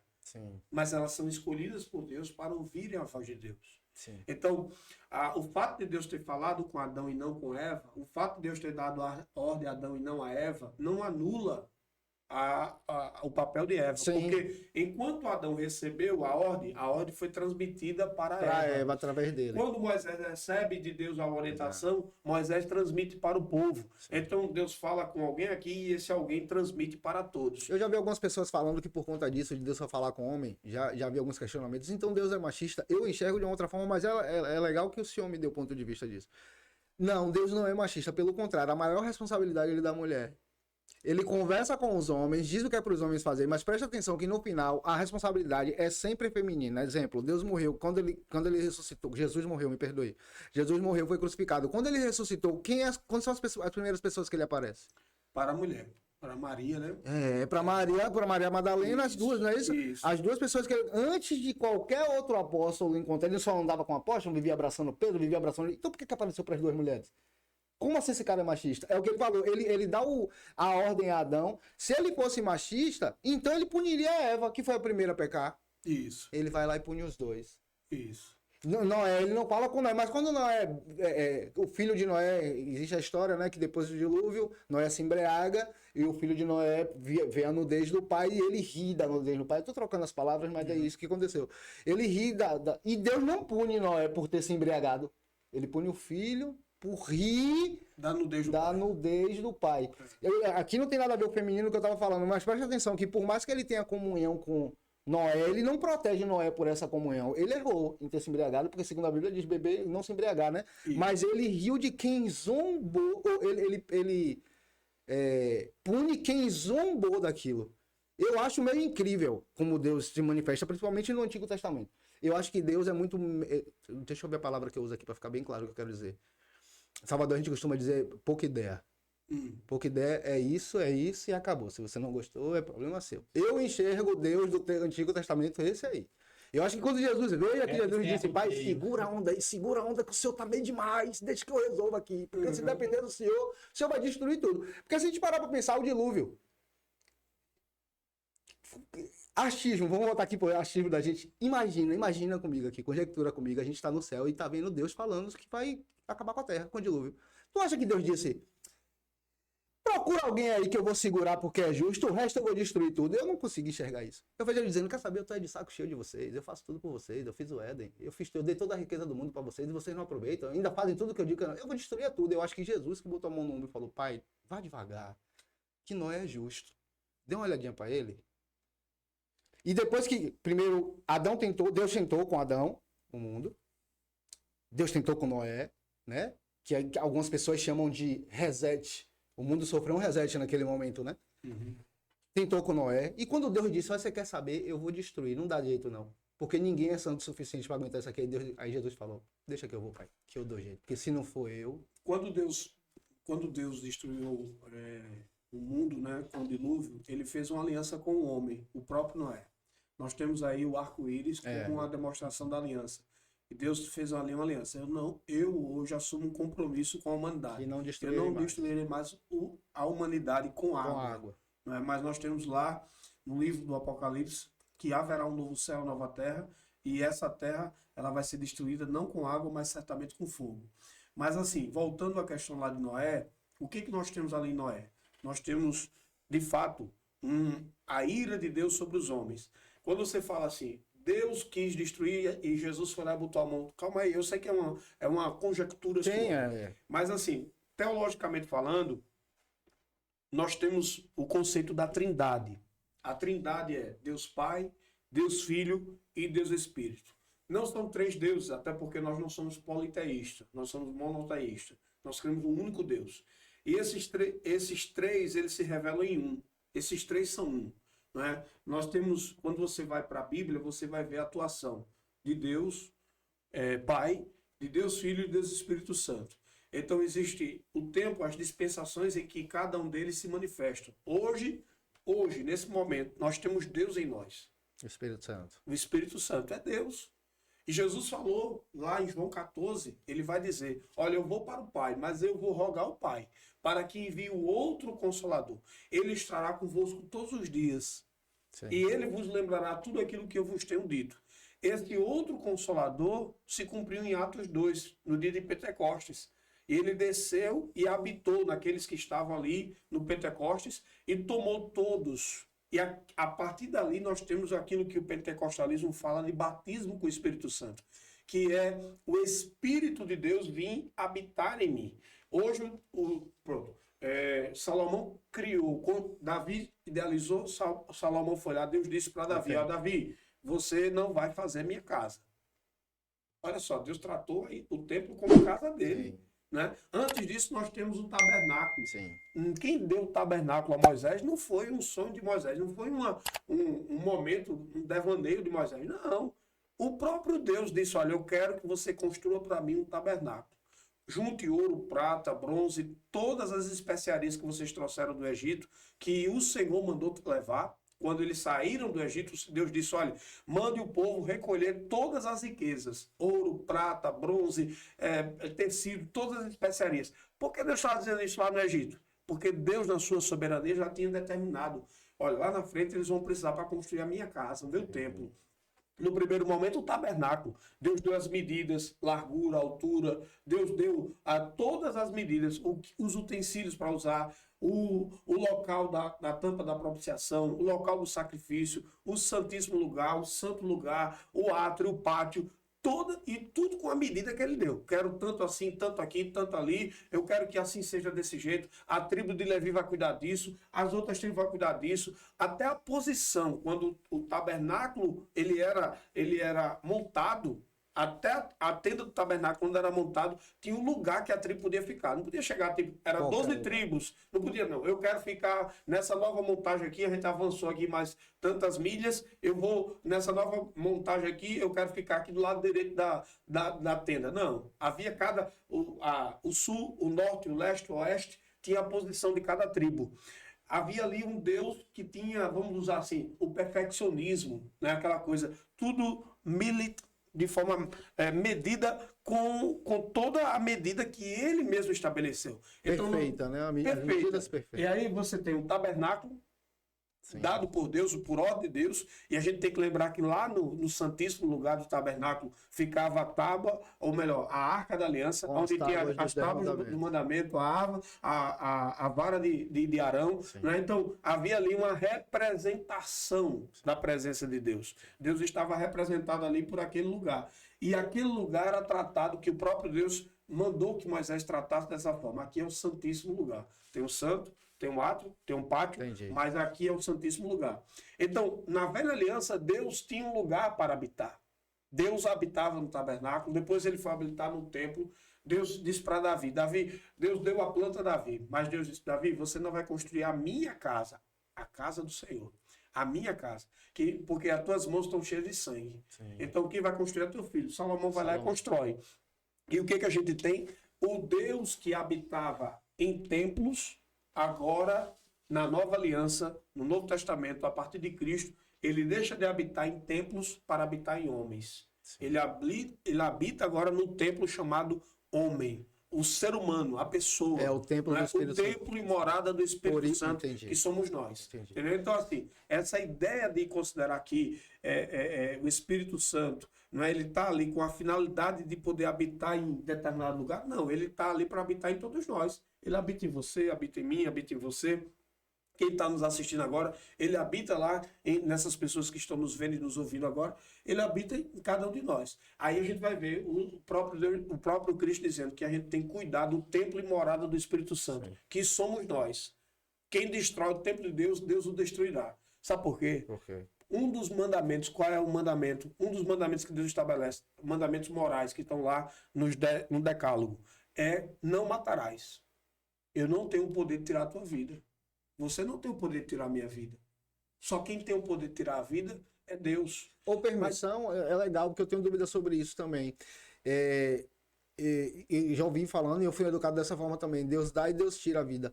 Mas essas pessoas que assassinam outras, aí as pessoas falam, só aconteceu porque Deus permitiu. Eu não acredito nisso. Porque se ele disse que ele dá e ele tira, essa pessoa que matou quebrou a regra dele. Então essa pessoa vai ser punida. Sim. Você já conversou com alguém que cometeu homicídio? Já. Como é a vida dessa pessoa? Geralmente é toda atrapalhada mesmo. Você quer punição maior do que essa? É verdade. Você tem uma vida, pronto. Você, até onde eu sei, não praticou nenhum homicídio. E espero que nunca pratique. Não. Né? Pronto. Então, você tem uma vida livre. Entendeu? Eu não falo vida livre de presídio. Porque a pior justiça é a justiça dos homens. Inclusive, no Brasil, você comete um homicídio, com 4, 5 anos você está na rua. Epa, Tranquilo. calma, pastor. Temos audiência de custódia, você sai no outro dia. Ainda tem isso agravante. Mas a verdade é que a justiça certa é a de Deus. Porque se você fala com alguém que praticou o homicídio, você vai ver que essa pessoa é uma pessoa destruída. Sim. Ela matou alguém, mas ela também está destruída. Agora, Ela nunca lá- mais será a mesma. Agora, no Antigo Testamento, Deus dizia que, em caso de defesa da própria honra, matar não era pecado. Sim, sim. Mas quando Jesus vem, então ele revoga isso? Ou não? Não, ele não revoga. Até porque, veja só, a Bíblia diz que Jesus não veio para destruir a lei. O termo que ele usa lá é abrogar a lei. É um termo até jurídico. Ele não veio para desfazer do que está na lei. Ele veio para cumprir a lei. Ele cumpre a lei. Ele cumpriu a Torá na risca, não foi? Ele cumpre, ele é o único que cumpriu. Ele cumpriu a Torá Né? na Ele risca. cumpre todos os mandamentos, porque, na verdade, ele resume todos os mandamentos em 2. Amar o teu Deus acima de todas as coisas e amar o teu próximo como a ti mesmo. Sim, Né? sim. E ele mostra esse amor quando ele se submete a Deus até a morte. Porque lá na cruz ele disse, olha, antes de ir para a cruz ele estava no Getsemane. Sim. Senhor, afasta de mim este cálice. Todavia não seja feita a minha vontade, mas a tua. Quer dizer, ele obedeceu com a obediência de levá-lo até a morte. Sim. Então ele ama a Deus ao ponto de se entregar em cruz para que a vontade do Pai seja cumprida. E amar o próximo, quando ele fala de amar o próximo, Jesus demonstrou amor à multidão quando ele não só operou milagres, mas também quando ele cuidou. Sim. Não é? Você vê que Jesus alimentou a multidão não só por uma vez, por mais de uma vez. Você vê quando Jesus tem aquela preocupação, quando ele chega a trazer uma palavra amiga. Porque, olha, Jesus chegou na casa de Marta e Maria, irmãs de Lázaro, e ele estava lá conversando com a multidão que estava lá, e Marta ficou preocupada em assistir as pessoas, servir as pessoas, né? Vieram de viagem, cansada, precisavam de um descanso, ter um local confortável e culturalmente receber alguém na sua casa, dentro do contexto judaico, exigia alguns protocolos, vamos dizer assim. Então Marta se preocupou em atender os protocolos. Maria, todavia, foi lá, se ajoelhou aos pés de Cristo e ficou ouvindo a sua mensagem. Sim. Marta chegou para Jesus e disse, Jesus, ó, dá uma conversada aí com Maria aí, porque o negócio tá pesado. Eu tô sozinha cuidando de todo mundo e Maria tá aí, de boa. Ela é minha irmã e dona da casa, ela é para vir trabalhar comigo aqui. Jesus vai dizer, Marta, estás ansiosa e afadigada. Olha só, olha o olhar humano de Jesus. Olha o olhar. Como é que eu sei que alguém está cansado e afadigado? Como é que eu sei? Eu tô aqui conversando com Precisa se colocar no lugar da pessoa. Ele se coloca. Ele se preocupa com o semelhante. Certo? Ele vai lá e dá esse amor ao próximo, Sim. sabe? Não só com palavras, mas com atitudes. Né? Então, amar o próximo como a ti mesmo e amar a Deus acima de todas as coisas e amar o próximo como a ti mesmo é o cumprimento de toda a lei. Sim. É o que Jesus faz. Sim. Ele cumpre a lei. Dentro dessas duas propostas, entendi. Faz sentido. O senhor estava falando, eu lembrei. Eu acho a história de Jesus. A gente estava conversando antes de começar e eu falei que, na minha opinião, Jesus é o cara mais legal que já pisou nessa terra. E eu não estou falando da parte da divindade, não. Estou falando de como pessoa. Para mim, ele é muito legal porque eu acho que ele é engraçado. A gente vê as pessoas falando hoje de Jesus, as pessoas falam como se fosse um cara mau às vezes. E Jesus é engraçado, tá na Bíblia. Ele contava piada pra galera. Quando Lázaro morreu, vamos lá, quando Lázaro morreu. Jesus chega, tá chegando na cidadezinha lá, voltando da viagem, e aí é Marta, né, que vem? É, Marta e Maria. Fala, Senhor, Lázaro morreu. Se o senhor tivesse aqui, ele não ia morrer. Jesus fala, morreu? Aí Maria vem chorando, se o senhor tivesse aqui, ei, elas sabiam que ele podia trazer Lázaro, elas conheciam ele. Mas mesmo assim elas diziam, se o senhor tivesse aqui, isso não tinha acontecido. Uhum. Se ele só um segundo. E aí, como ele é extremamente poderoso, ele fala, vai, tira a pedra aí. Se ele falou lá pro bandido que foi crucificado do lado dele, do lado direito, ele falou, ainda hoje estará comigo na casa de meu pai. Se Lázaro estava morto há 3 dias, onde é que Lázaro estava? Lázaro estava lá, em cima, na casa do pai. Aí ele faz, Lázaro, imagine Lázaro. Ah, vou voltar não, velho.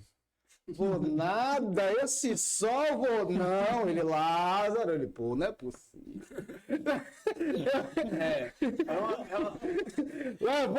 Eu acho que Lázaro saiu retado. Pô, Jesus, vou lhe contar, viu? Tá melhor não. Com certeza, com certeza. Assim, é uma visão que eu respeito. Mas assim, a gente tem que entender que Jesus naquela ocasião ele chorou. A Bíblia diz que é o menor versículo da Bíblia, né?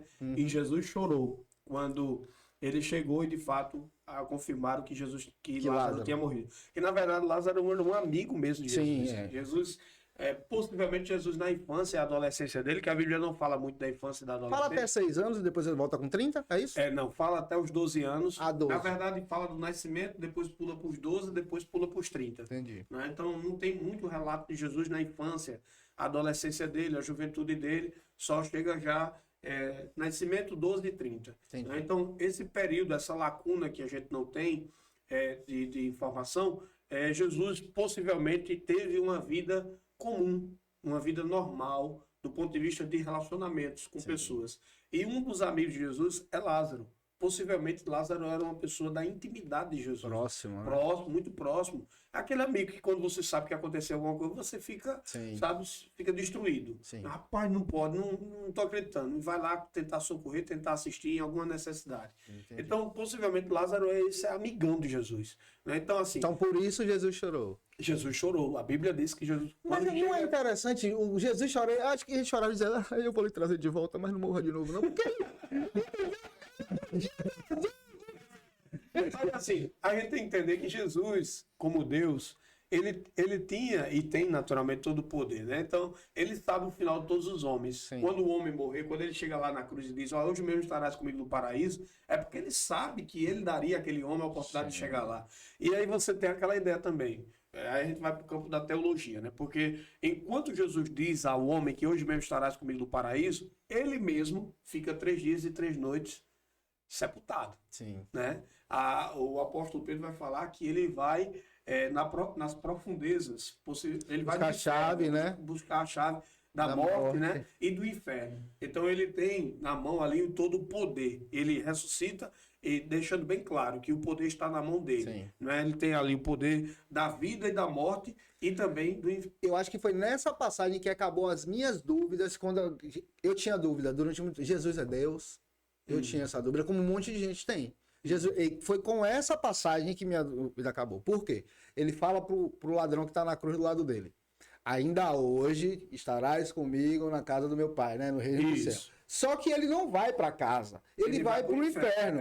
Mas o cara foi para casa. E ele estava lá porque ele disse que ele ia estar com ele. Então ele é Deus. Isso, perfeito. Foi essa a conclusão que eu cheguei. Ótima conclusão. Até porque a gente tem que entender, como eu falei lá alguns minutos atrás, que existe a Trindade e cada um tem um papel Eu a tenho cumprir. muita dificuldade de entender essa trindade. Sempre tive. Cada um tem um papel a cumprir. Deus Pai, a criação. Deus Filho, a restauração. Deus Espírito, a consolação. Então, eles têm papéis específicos. Porém, lá na criação, a Bíblia diz que o Senhor, na criação, disse, façamos. O verbo está no plural. Sim, tem mais de uma pessoa. Façamos o homem conforme a minha imagem e conforme a minha semelhança. Então, quem fez ali não foi só ele, Foram mas seis. estava lá. Entendi. Pai, Filho e Espírito Santo. A gente não consegue enxergar 3 em 1, mas a verdade é que são 3 com qualidades e perfis distintos Um do né? outro, mas Porém, no mesmo com o ser. porém com o mesmo poder, com a mesma autoridade, com a mesma magnitude. Entendi. Todos 3, não é que o Pai é maior do que o Filho e o Espírito menor do que o Filho. Não. Os 3 estão ali em uma única condição. E quando você vai ver para as revelações, pronto, Isaías que viu o Senhor sentado alto sublime trono, ele não vê 3 tronos, ele vê o trono. O trono, é. Mas tem a onipresença, a onipotência. Sim. Aí você vai para os atributos de Deus. Porque aí nos atributos de Deus nós temos o Deus que é onipotente, onipresente e onisciente. A onipotência é aquele que tem todo o poder. Tudo. A onipresença é aquele que está em todo lugar ao mesmo tempo. Que habita.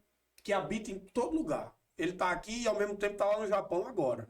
Tá no Ele futuro, tá no tá no passado, pa- tá tá no no presente. Eu sempre entendi Tá no que quando futuro, falava tá no- onipresença era justamente o Espírito Santo, que está dentro de cada um de nós. Então tá em todo lugar ao mesmo tempo. Mas aí Não, o que é o próprio acontece? Deus, é. Deus, ele está no passado, no presente e no futuro, e ele está na terra, ele vê tudo como se fosse essa mesa aqui, ó. Tá tudo aqui em cima dele. Em cima da mesa ele vê tudo. Vamos pensar aqui que o mapa mundi está aqui, só que a gente para poder, tipo, você vai lá num site como o Google, você quer ver, eu quero olhar agora uma rua da França, né? Uma rua lá de Paris. Aí eu vou abrindo lá o mapa, tal, até chegar sim. a uma rua específica lá. Para Deus é como que ele estivesse ali em um grande mapa do mundo e ele visse tudo ao mesmo tempo. Está acontecendo no Rio de Janeiro nesse momento um assalto. Está acontecendo em tal lugar, tal determinada coisa. Ele está vendo tudo ao mesmo tempo. Ele é o único. A gente não consegue entender como é que isso acontece e processar isso porque nós somos limitados. Mas ele é Deus, ele vê tudo. Mesmo Ele com tem minha o controle de limitação, tudo. me permita minha ignorância, não da minha ignorância, mas da curiosidade, que é isso que me move. É muito difícil de compreender, mas eu acho que que a gente consegue entender de uma forma simples se a gente levar a analogia do Senhor ao pé da letra. Supondo que essa mesa é o mapa mundi e Deus está acima, qual lugar que Deus fica? No trono. Não, mas tem aqui é Cronos e lá onde ele fica Kairos. no Kairos. Ele tá no Kairos onde o tempo não passa, mas o Isso. tempo aqui embaixo passa. Supondo que aqui daqui para baixo é Cronos, daqui para cima é Kairos. Se o tempo aqui não passa, ele não precisa se movimentar, ele só precisa ficar parado aqui, ele vai ver tudo acontecer aqui. Ele viu o passado, ele viu o presente, ele viu o futuro, ele vê tudo. Isso. É porque a gente não consegue pensar, a nossa mente não consegue enxergar na ideia de que a gente tem uma população mundial, o quê? É 8 bi, quase estamos caminhando para 8 bilhões. né? Não, é 8 bis já. Já é 8 bi, né? 8 ponto alguma Pronto. coisa já. Pronto, 8 bilhões aí. É gente demais, gente. É uma coisa assim, fora do. Né? Você já imaginou? A Bíblia vai dizer que ele sabe até a quantidade de cabeças que ele tem de cabeça. Exatamente. Né? Alguns com mais e outros com menos. Eu tava vendo ontem. Eu acho que foi direcionado para você. Eu tava vendo ontem um vídeo e eu achei que faz sentido, porque depois eu dei uma pesquisada e realmente eu não encontrei. E aí, ninguém criou a matemática? Quem criou a matemática foi Deus? Isso é uma pergunta, porque se tu pesquisar, tu não encontra que ninguém criou. E tudo no universo, inclusive no universo, na construção do mundo, dos astros, tudo é matemático. A matemática é uma ciência que é construída a partir de um pensamento. Isso, Alguém não é o pode ser pai da provado. matemática. Né? Alguém é o pai da matemática. Só que a matemática pura, antes de você pensar quem foi que pensou na matemática, você tem que pensar a função da matemática. Sim. Lá na criação, todas as ciências estavam presentes. Ó, A biologia, interessante. a química, a física. Porque você imagina, olha, já é provado que se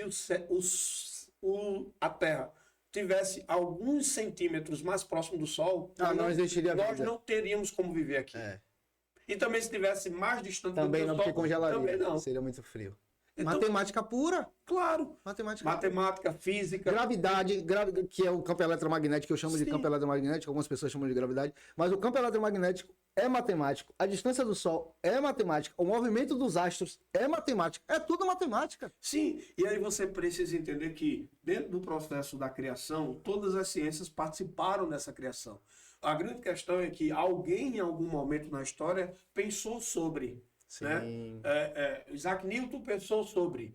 Fulano pensou sobre. Não criou, só descobriu. Ele passou, a partir do que ele viu, a lei da gravidade, a maçã caiu da árvore, o que fez ela cair? Então ele começou a calcular todas as demais coisas que acontecem a partir dessa lei. Só que todas as leis e todas as ciências que os homens hoje defendem e acreditam, ciência, biologia, matemática, física, química, qualquer outra ciência, elas estavam na criação. Porque a verdade é que quem criou os astros, quem criou o universo, quem criou o mundo que hoje vivemos, quem criou todas as coisas, nós que cremos no Deus Criador, que defendemos a teoria do criacionismo, cremos que foi Deus que tudo fez. Ele chama a Bíblia diz que ele chama as estrelas pelo seu nome.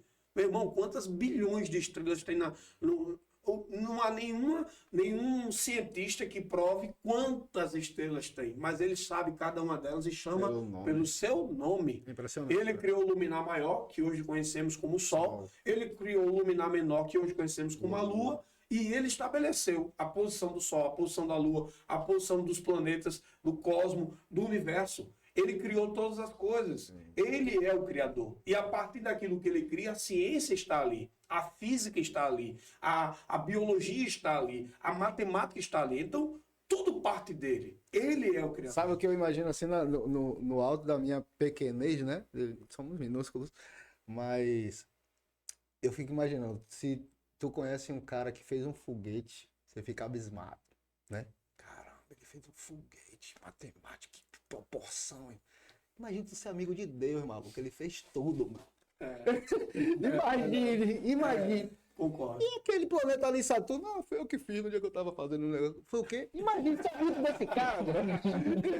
Imagine. Mas pra dar continuidade ao nosso papo aqui, que tá muito legal e tá tirando um monte de dúvida que realmente eu tenho, porque assim, eu tenho minha fé, eu tenho minha crença, mas eu respeito de verdade todas as outras mesmo. Eu respeito de verdade a explicação de outras pessoas, por mais que eu não concorde, eu tento me colocar no lugar, entender o que a pessoa tá falando ali, porque eu não sou dono da verdade, eu acho que a verdade tá aí, né? Mas aí sou eu que acho, e eu não tenho, na verdade eu não acho, eu tenho certeza que a verdade tá aqui, mas eu me sinto que eu não tenho o direito de obrigar ninguém a enxergar as coisas como eu enxergo. Até porque o próprio Deus deu uma coisa chamada livre-arbítrio, eu não tenho o direito de tirar. É a minha forma de pensar, é a minha forma de pensar. Sim. Mas aí, partindo disso e baseado na Bíblia, eu falei sobre o sábado, só que a Bíblia fala o seguinte: para você não adorar a imagem, eu não tenho esculturas para você, né? Só que a gente vê muito isso, inclusive com pessoas próximas da gente, que a gente conhece, sabe o quanto são pessoas boas, pessoas de fé, mas que tem uma imagem de um santo, de uma santa, de um anjo dentro de casa, e que sim, presta adoração. Às vezes as pessoas têm a imagem e falam, não presta adoração não, presta adoração. Se tu tem um altar para ela, é adoração. Se tu acende uma vela, é adoração. Isso não é achismo. É fato. Isso é um fato. Se tu se ajoelha perante a imagem, isso é adoração. Se tu faz qualquer pedido para a imagem, isso é adoração. Dentro disso, a Bíblia fala para não fazer. Isso. A Igreja Católica ensinou as pessoas a fazer. Isso. E essas pessoas, por mais que... E aí eu vou pedir a opinião do seu teólogo, pastor, o senhor vai conseguir clarear a minha mente. Essas pessoas estão fazendo o errado porque a Bíblia disse para não fazer? E se elas estão fazendo o errado, mesmo assim, Deus vai alcançar e salvar essas pessoas? É uma pergunta bem complexa, mas vamos lá. Eu sou uma pessoa bem complexa, pastor. Mas é uma pergunta boa. Vamos lá. Primeiro que as pessoas elas fazem isso por orientação daquelas pessoas que ela confia. Okay. Eu sou um líder espiritual. Um padre é um líder espiritual. O pastor, um padre, são pessoas que a sociedade confia. Sim. Quando tem um grupo de pessoas que vai até a paróquia, vai até a igreja, vai até o lugar onde a gente se reúne, aquelas pessoas acreditam na palavra daquele líder espiritual. E se ele ensinar o certo, amém. Se ele ensinar o errado, amém, porque as pessoas vão acreditar na palavra dele. Sim. Só que a grande questão é, se eu estou praticando o errado porque alguém me ensinou errado, quem vai pagar essa conta diante de Deus não sou eu que estou fazendo errado, porque eu aprendi o errado. Quem vai pagar essa conta diante de Deus é quem me ensinou errado. Então essas pessoas não, vamos falar baseado na Bíblia, essas pessoas não perdem a salvação dela por estar fazendo essa coisa que a Bíblia diz para não fazer. Aí a gente vai entrar no contexto da teologia, né, do ponto de vista da salvação. Né? A gente sabe que existe, você defendeu aí, eu também defendo o livre-arbítrio das pessoas fazerem as suas escolhas, mas eu também entendo que lá em João 14 a Bíblia diz que não foste vós que me escolheste a mim, mas eu vos escolhi a vós e vos nomeei. Aliás, João 15. E ele vai dizer isso aí. Então, a escolha de Deus sobre a minha vida diz que ele me escolheu para a salvação. Ele me escolheu. Então, em algum momento, Deus vai iluminar o meu pensamento, vai iluminar a minha mente, vai abrir o meu entendimento.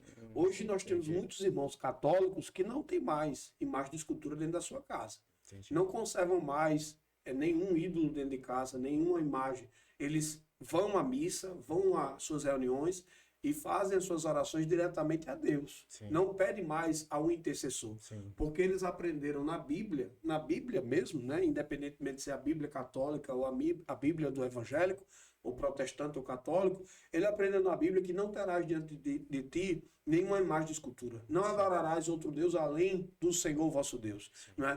A Bíblia vai dizer lá em Isaías que maldito é o teto que cobre imagem de escultura. Olha só, até o teto Caramba. é maldito por cobrir uma imagem de escultura. Né? Então, assim, tem muitas pessoas católicas, e eu conheço, que não tem mais na sua casa nenhuma referência Entendi. de Não, ídolos. ficou claro. Não é porque para elas há um entendimento de que aqueles ídolos eles devem ser respeitados porque foram na história Sim. foram alguém importante, pessoas. Pronto, as pessoas dizem os evangélicos não amam Maria. Claro que Isso é um, desculpa usar o termo aqui, isso é uma burrice sem igual.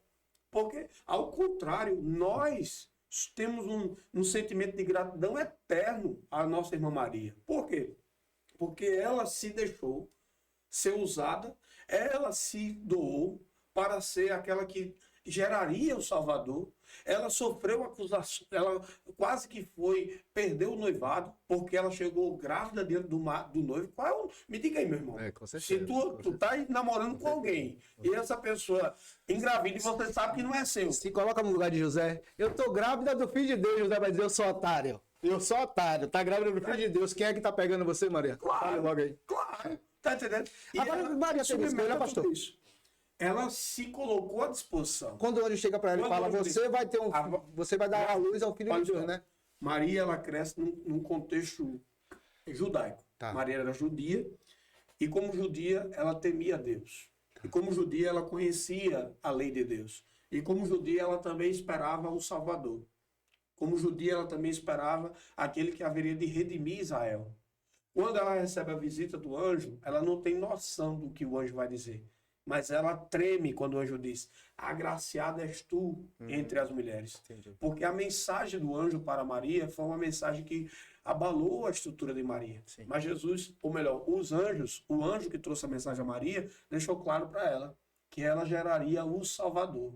Então, mesmo sem ela entender como isso aconteceria, e depois o anjo vai explicar, porque o próprio Deus vai lá e dá a Maria aquela gestação, e ali está o Salvador, e ainda em gravidez, ela tem evidências disso aí, porque a sua prima Isabel, que está grávida de João Batista, chega para visitá-la, e quando os ventres se aproximam para se abraçar, as crianças no ventre se movimentam, é como que João no ventre reconhecesse que quem está aqui no ventre de Maria é o Salvador do mundo e ele se curva aqui dali. Sério? Não é? A Bíblia vai mostrar isso aí, e aí você vai ver que ela vai tendo sinais, não só o sinal do anjo, que disse para ela, você é agraciada entre as mulheres, você é bendita. Uma pessoa agraciada é alguém que recebeu A graça. a graça. O que é graça? Favor imerecido. O conceito de graça, favor imerecido. Então, agraciada és tu entre as mulheres. Ou seja, eu sei que eu não mereço, mas alguma coisa de boa está vindo para mim. Sim. De bom está vindo para mim. Sim. E o que veio de bom? Simplesmente você vai gerar o Salvador do mundo. Você vai deixar de ser uma pessoa que ninguém conhece, um anonimato, está no anonimato, Sim. e vai se tornar simplesmente a mulher mais importante da face da terra. Porque, meu amigo... Você vai estar com o filho de Deus, o Salvador dentro do E ventre, outra imagina. coisa, qual é a mulher mais famosa da Terra? Não tem não, Michele Bolsonaro Tem fica com todo respeito, mas fica Até o filho do Salvador. não tem, meu irmão. Sim. Não tem. A rainha Elizabeth, que partiu, né? A mulher parece que era eterna. Reptiliana, dizendo que era reptiliana. Mas aí partiu, ela não chega nem aos pés de Maria. Sim. Nenhuma mulher vai conseguir ter o vulto e a grandeza do nome espalhado e conhecido na terra como Maria. Agora, sabe o que eu observo? E dentro desse. A gente falou de José e eu falei dando risada, mas deve ter sido muito difícil para José. Não saber que Maria estava esperando o filho, porque o anjo também foi conversar com ele depois, né? E falou, ela tá grávida do filho de Deus. Então, para ele estava tudo certo. Mas imagina para a sociedade. Isso, Esse cara ter que segurar a bucha. isso. Verdade. Deve ter sido muito difícil, muito difícil. E aí, nessa série The Chosen, não sei se você já assistiu, Sim. Eu acho que eles representam José de uma forma tão especial, tão carinhosa. Eu não sei se o senhor percebeu. Que não é filho dele, é filho de Deus, mas ele o trata como Meu filho. É filho de Isso. José, sim. Que quando ele some lá e vai pro templo, que Maria fala, mas eu não disse a você que era pra ficar com seu pai? Ele fala, e eu tava. Só que ele não tava com José, ele tava com o pai dele na igreja. E José tá cuidando, ele acalma Maria e bota Jesus debaixo do braço. Eu acho muito, realmente, de verdade, eu acho que é muito bonito. O sentimento de José é um sentimento igual de um pai adotivo. Sim. Imagine como o senhor ser psicólogo- pai adotivo do filho de Deus, é só filho de Só Deus. ele, É nada mais que isso. tá tranquilo, tá sossegado. Você tá aí, é pouca coisa. quem manda aqui sou eu, você vai mandar lá em cima. Mas assim, Legal. pronto, na minha formação como psicólogo, o meu trabalho de conclusão de curso foi falando sobre pais adotivos, né? Pais que adotam crianças, né? Crianças de diversas realidades. E aí, eu tive a oportunidade de fazer algumas pesquisas, entrevistas com pais que adotam, você vai ver o amor, como o amor de um pai que adota é extraordinário. Quando você é um pai adotivo, né? Eu tenho 2 filhos, não são adotivos, são biológicos, né? E claro, não sei se você, eu sei que você tem, não tenho ainda Não, certeza eu se não você tenho, tem. não, tenho filho. Pronto. Não. Eu sei que você tem por causa do sapatinho, tá aqui, né? Não falo não, que eu vou até mudar aqui. Hoje eu não quero da cama. Ô, rapaz. Chaves, eu fui abrir a cortina e quando eu vi, a minha caiu. Foi horrível. Não. Mas ela tá bem? Ah, O sentimento deve ser horrível. Não. não, Aí você já tá vai- Puxa o microfone pra você, É. puxa o microfone pra você. Tá Desde de manhã o coração ainda tá aqui do mesmo jeito. Você fica Apertado. puto. Então, assim, o amor de um pai biológico é extraordinário. Porque a gente, como pai, a gente está à disposição, se for preciso, um exemplo, se Deus o livre chegar um bandido e dizer, olha, ou você ou seu filho, me leve, irmão. claro. Pode me levar, tranquilo. Mas Mas quando segundo você a vai- Bíblia, essa obrigação que o senhor tem que fazer é só com a sua esposa, né? com relação a... Quem dá vida pela prole é ela. Sim, você tem que dar a vida pela sua família. sua- Sua esposa Sua é esposa tem- a prioridade. é. Até porque a ideia é o seguinte: filho não é. Na psicologia vai falar de ninho vazio, a síndrome do ninho vazio. Filho, ele é família, mas ele não é aquela coisa eterna. Eu entendo. Esposa não. Esse foi. Você vai criar, tá com 7 meses, né? Tá. Não é 7 meses? 7 meses. Meu irmão vai chegar com. Eu tenho uma, 18, 20. uma triste história para lhe contar. Quando ela estiver lá com seus 20 anos, alguém vai chegar lá na sua porta. E aí, tudo bom? Sogrão. Vai, ela Vai chamar de sogrão ainda. E você vai ter que dizer sim. Não tem outra opção. É verdade. E pedir a Deus que seja um cara que faça ela muito feliz. Eu tenho uma filha e também faço minhas orações para que isso aconteça de forma normal. De forma correta, de Já a forma esposa saudável. não, né? E a esposa não. É, Minha a esposa é pro resto da ela vida. vai envelhecer e morrer comigo ali. Então, eu dou minha vida por Talvez ela. na eternidade com ela. Né? E, claro, espero que sim, né? Que corra tudo bem. Vai ter gente casada no céu? Não. A Bíblia é bem clara. Quer dizer, no céu não se dará em casamento. Pronto. Não se casa, nem se dará em E casamento. trata é trato, pastor. É até que a morte separe. Morreu, acabou. Chega lá no Amor, eu tô brincando. Você tá me assistindo, é brincadeira. Mas assim, no céu não se casa e nem se dá em casamento. Mas lembra das pessoas, pastor? Sim, mas assim, por que lembra? Porque a gente consegue ver textos bíblicos que falam, né, claramente sobre... Pronto, você tem um exemplo da parábola do rico e Lázaro. Né? O pai Abraão, ali citado, ele está no seio de Abraão. Ele está naquilo que chamamos de pré-céu. E o rico está no Hades, daquilo que chamamos de pré-inferno. Né? Então, a relação ali, quando você lê aquela parábola, você vê que existe identificação de personagem, de pessoas. Não é um espírito vagando, não é um vulto, não é uma imagem, não. É alguém que se identifica. Sim. Haverá no céu o trono de Deus e os 24 tronos, 12 apóstolos e 12 patriarcas. Que Patriarcas de ancião são os mesmos? Não, anciões os 12 apóstolos. E os patriarcas são os pais das tribos de Israel. Ah, os anciões são os apóstolos? Sim, os anciões tá. e os patriarcas. Não entendi essa parte. Nós temos 24 tronos que a Bíblia mostra, e cada trono terá ali um patriarca e um apóstolo. Um pai da igreja e um pai de Israel.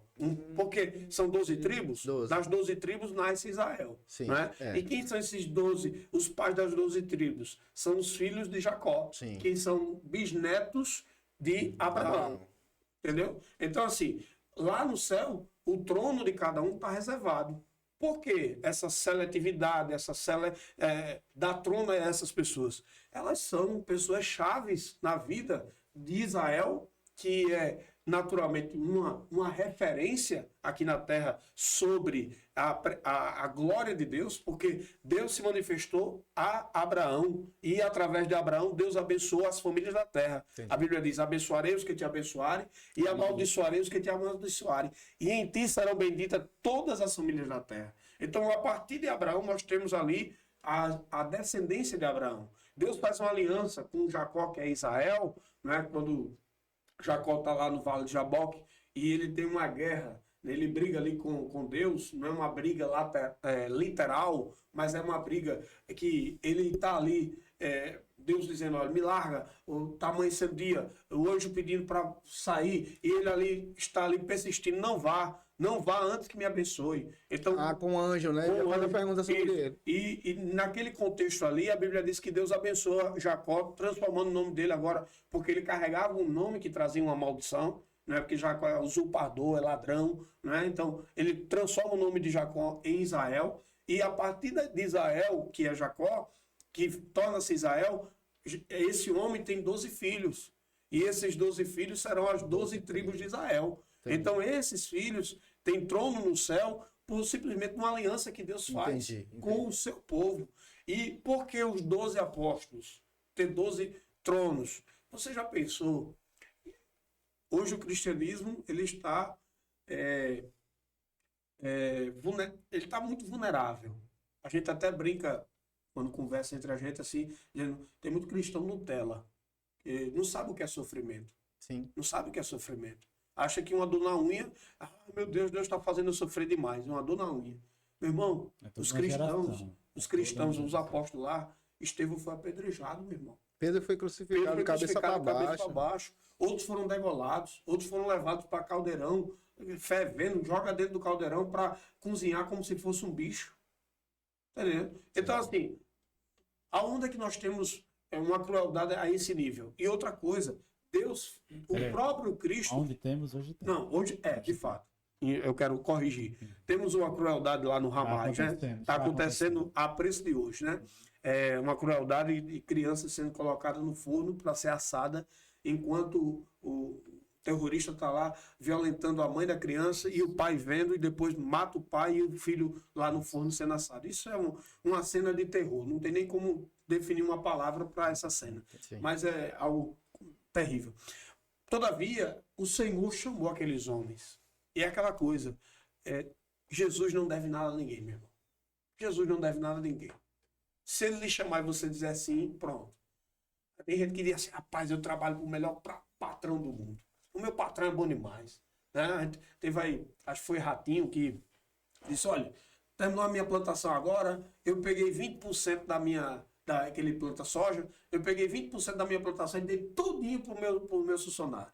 As funcionários, isso aqui é patrão, tá, aquela coisa toda, porque como é que o patrão pega o lucro dele e dá para o funcionário? Rapaz, espera aí, eu tirei minhas despesas, o próprio Ratinho fala isso aí, eu tirei minhas despesas, peguei uma parte que eu preciso, né, como lucro, e disse: rapaz, ainda dá para pegar um pedaço aqui e distribuir com meus trabalhadores. Vou criar uma fidelidade deles comigo e estimular eles para trabalhar mais na próxima lavoura, porque talvez eles ganhem mais.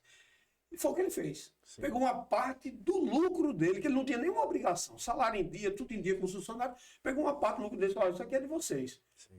Quantos milhões ali foi? Porque não é uma plantação de uma sala, é uma plantação de uma fazenda. A plantação de milhares de hectares de soja. Entendeu? Então, um valor considerável. Entendi. Ele pega 20% daqui dali e dá.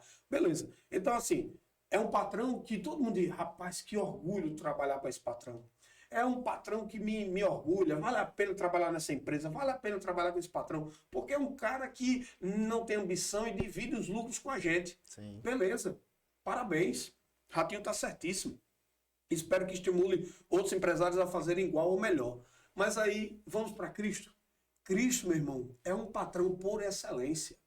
Ele não deve nada a ninguém. E quando ele nos chama para trabalhar no reino dele, e é o que ele fez com os apóstolos, ele chegou para Mateus estava na coletoria, mas o que é uma coletoria? Vamos colocar a preço de hoje? Imposto, né? Vamos colocar a preço de hoje? É um trabalho que remunera muito bem. Tem coletor aí que ganha 20 mil reais, 25 mil reais. Trabalha como coletor aí, tem um salário, além de ter uma remuneração muito boa, estabilidade, A proteção do Estado. a proteção do Estado, tem ali uma garantia de que nunca vai ser demitido, porque Sim. ele é concursado, ele Sim. está ali com a segurança de estabilidade ali de trabalho, ele tem todo um benefício a seu favor. Sim. É uma velhice, é uma vida em uma velhice sossegada. Tranquila, Aí né? o cara chega e diz assim, larga isso aí, vem, me segue. Mas não me segue que eu vou te encher dinheiro, não. Ele só chegou assim e disse assim, olhou para Mateus e disse, segue-me. Tá lá o texto. Você vai lá ler o texto. Mateus capítulo 9, você não, é isso mesmo. Mateus capítulo 9. Tá lá ele dizendo. Jesus chegou na coletoria, olhou para Mateus e disse, segue-me. Mateus larga tudo e segue. Me diga aí. Quem Tinha aqui autismo, da gente aqui tinha autismo, tinha autismo. tinha essa coragem de deixar a sua estabilidade, deixar a sua segurança financeira, deixar a sua garantia de aposentadoria e o sustento da sua família para seguir alguém que você nunca viu, cara. Você nunca viu. Foi a primeira vez que ele viu Mateus, foi essa? Sim. Caramba. Claro, Mateus ouviu falar de Jesus. Sim. Jesus vinha e os seus relatos chegavam primeiro do que ele. Sim. Quando o cego de Jericó estava lá na entrada de Jericó, o Bartimeu, ele estava pedindo lá, e ele ouviu falar que Jesus estava vindo para entrar em Jericó. Naquela época as cidades eram cercadas, né, muradas, e tinha uma entrada especial, ou melhor, uma entrada principal para entrar na cidade. Sim. E geralmente essas entradas eram o mercado da cidade. Todo comerciante vinha para aquela entrada para comercializar, porque todo mundo entrava e saía por aquelas portas, por aqueles portões. Jesus estava chegando e Bartimeu ouviu falar que Jesus estava vindo. O que Bartimeu faz? Clama, Jesus, filho de Davi, tem misericórdia de mim. Jesus, filho de Davi, tem misericórdia de mim. A multidão manda ele calar, porém Jesus passa. Lá na frente Jesus continua ouvindo e manda chamar ele aí. Quando Bartimeu chegou, ele disse, o que queres que eu te faça? Nem Jesus, nem Bartimeu tinham um relacionamento antes daqui e dali, não. A história de Jesus chegou para Bartimeu antes que Jesus chegasse a Bartimeu. Entendi. E aí, a Bíblia diz que Bartimeu diz, eu quero ver. E a Bíblia diz que Jesus disse, vê, a tua fé te salvou. Então, para Mateus, Jesus chegou, a história de Jesus, o relato de Jesus chegou primeiro do que ele pessoalmente. Uma outra dúvida, pastor. Por que chamam Jesus de filho de Davi? Hein? Nunca entendi isso. Por causa da linhagem. Jesus, ele está na linhagem, né? Na verdade, Davi, se a gente for lá em Mateus capítulo 1, que tem a genealogia de Jesus, você vai encontrar lá, eu acho que Davi é o bisavô de Jesus. Davi é o bisavô de Jesus. Se eu não estou enganado. Então, por isso, filho de Davi Davi. é o bisavô de Jesus. Uma outra coisa, antes de a gente pular pro assunto aqui, que eu separei, a gente fala sobre a benevolência de Jesus, de Deus, sobre as atitudes de Jesus, o quanto legal ele era e tal, então não sei o quê. Só que sempre tinha uma dúvida, é uma pergunta que eu já me fiz, já ouvi várias pessoas fazendo, vários questionamentos, o senhor com certeza já escutou. Poxa, mas fulano de tal roubou, matou, traficou, e antes da morte ele pediu desculpa. E Jesus, e Deus vai salvar esse cara? E dentro dessa pergunta, eu quero lhe fazer uma outra pergunta. Existe algum ato ou algum pecado? Pecado nada mais é do que você fazer alguma coisa que Deus disse para você não fazer. Isso. Pecado é atacar Deus diretamente, Isso, né? isso. Tem algum pecado que para Deus não importa o que você faça depois desse pecado, porque você não tem mais salvação? Blasfêmia contra o Espírito Santo. É o único pecado que Deus não perdoa.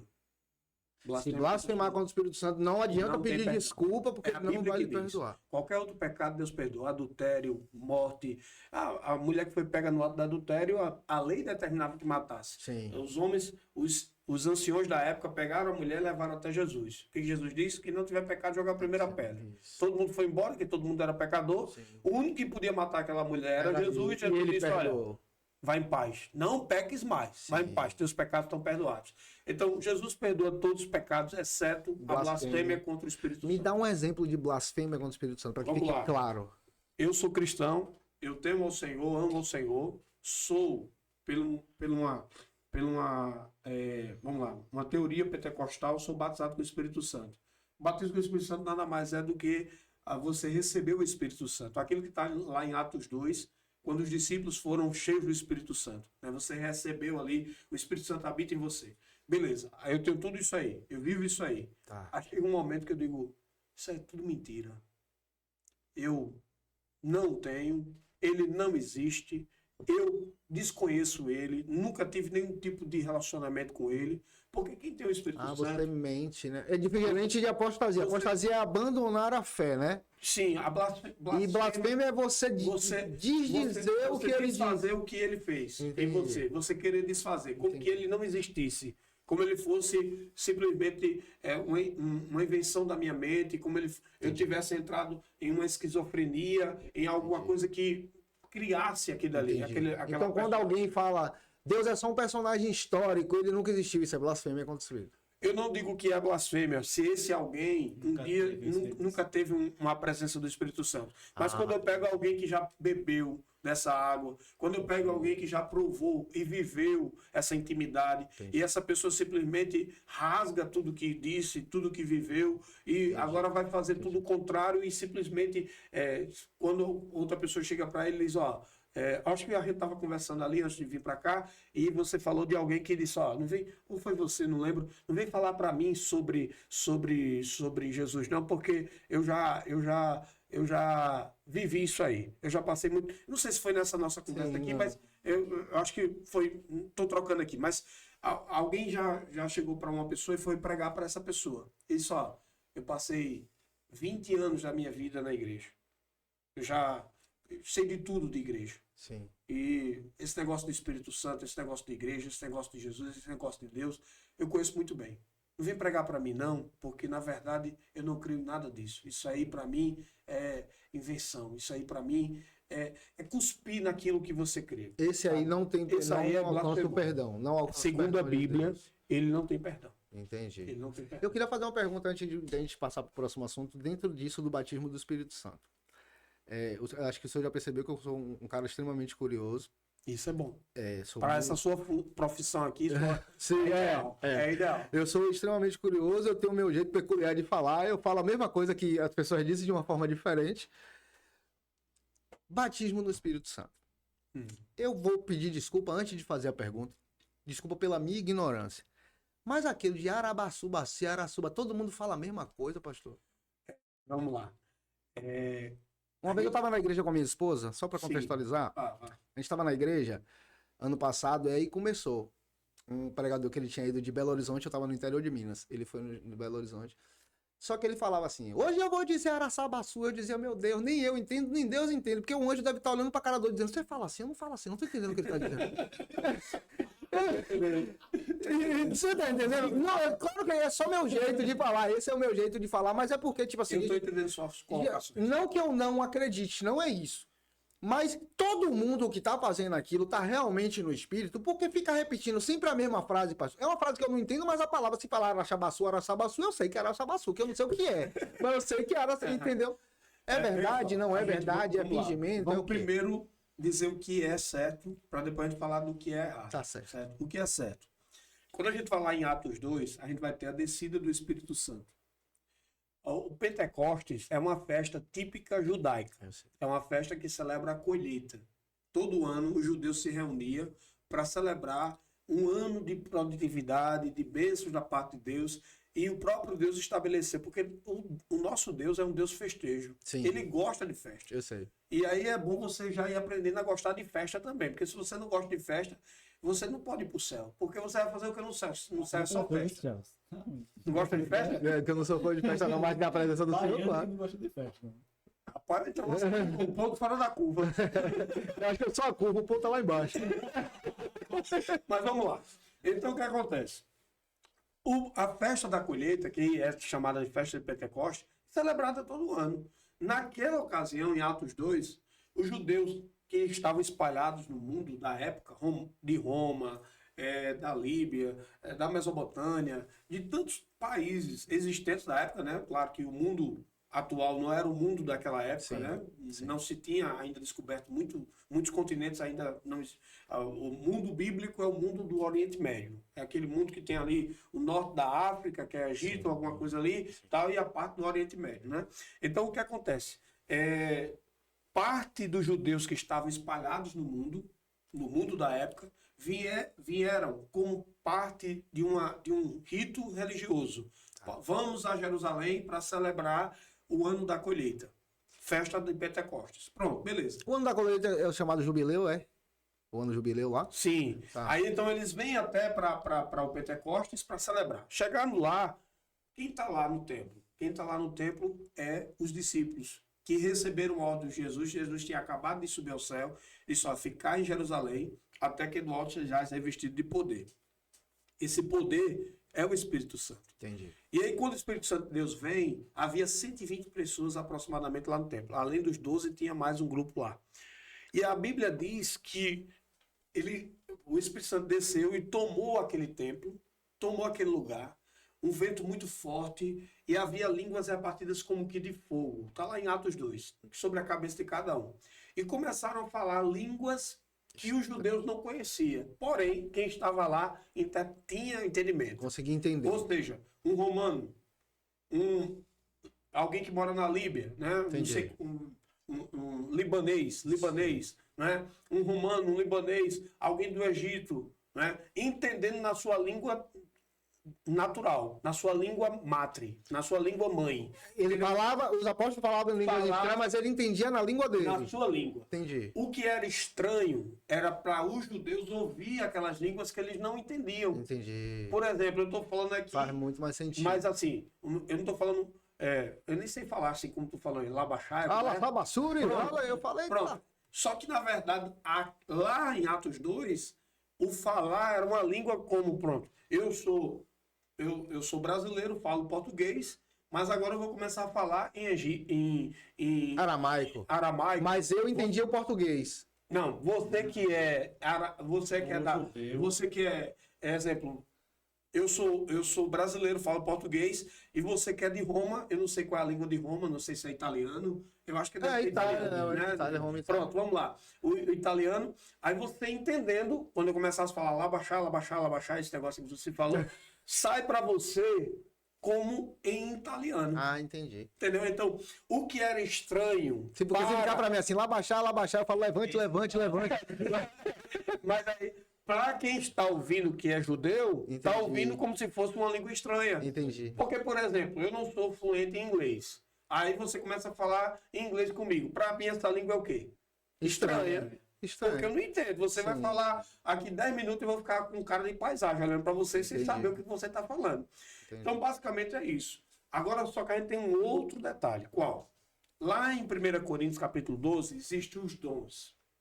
O apóstolo Paulo, quando escreve a igreja de Coríntios, ele vai falar sobre os dons, que é o carisma de Deus, que é um presente de Deus. Dom é um presente que Deus nos dá. E na lista dos dons, são 9 dons, na lista dos dons tem o dom de línguas. O dom de línguas. Né?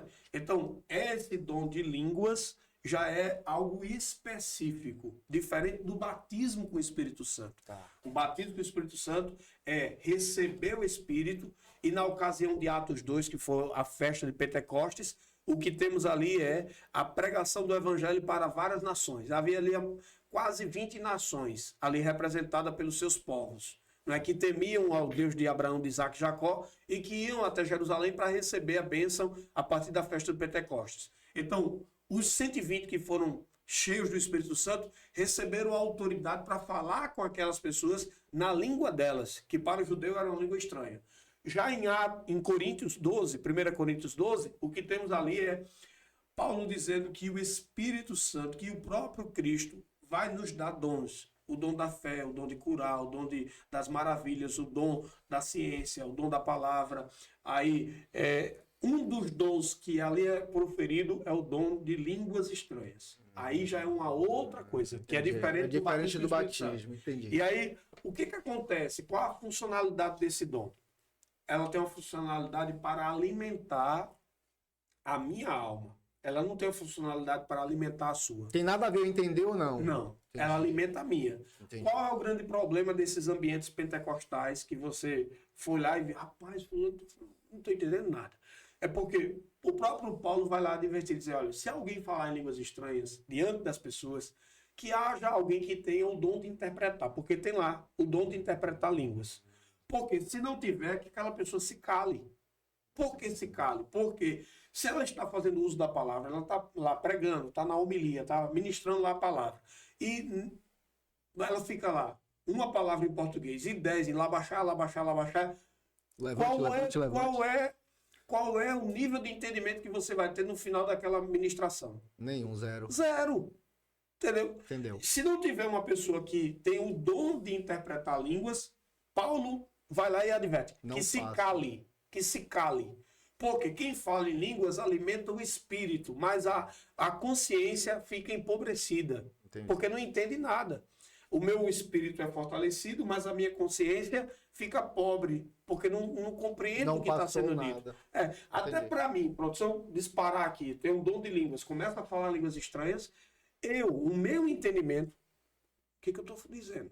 Entendi. Estou falando sem saber o que eu estou Então a dizendo. pessoa que fala em línguas estranhas, ela também não entende o que ela Não. está falando? Ela não entende. Ah. Agora, nós somos um corpo dotado, tem esse envelope aqui fora, Isso, alma e espírito. e aí nós temos aqui dentro aquilo que veio de Deus, o sopro de Deus, que é a alma e o espírito. O homem foi feito alma vivente e espírito vivificante. Então, o que veio de Deus é isso. Então, quem fala comigo, quem fala com a minha alma, quem fala com o meu espírito, quando eu falo línguas estranhas, é uma linguagem angelical. Entendi. Entendeu? Não necessariamente o corpo físico precisa compreender. Não. Entendi. A minha alma é fortalecida, Entendi. mas o meu entendimento, a minha consciência fica empobrecida, porque em nada compreende. Entendi. A não ser que tenha alguém que interprete. Entendi. Tem alguém que interprete e pronto, a pessoa vai interpretar.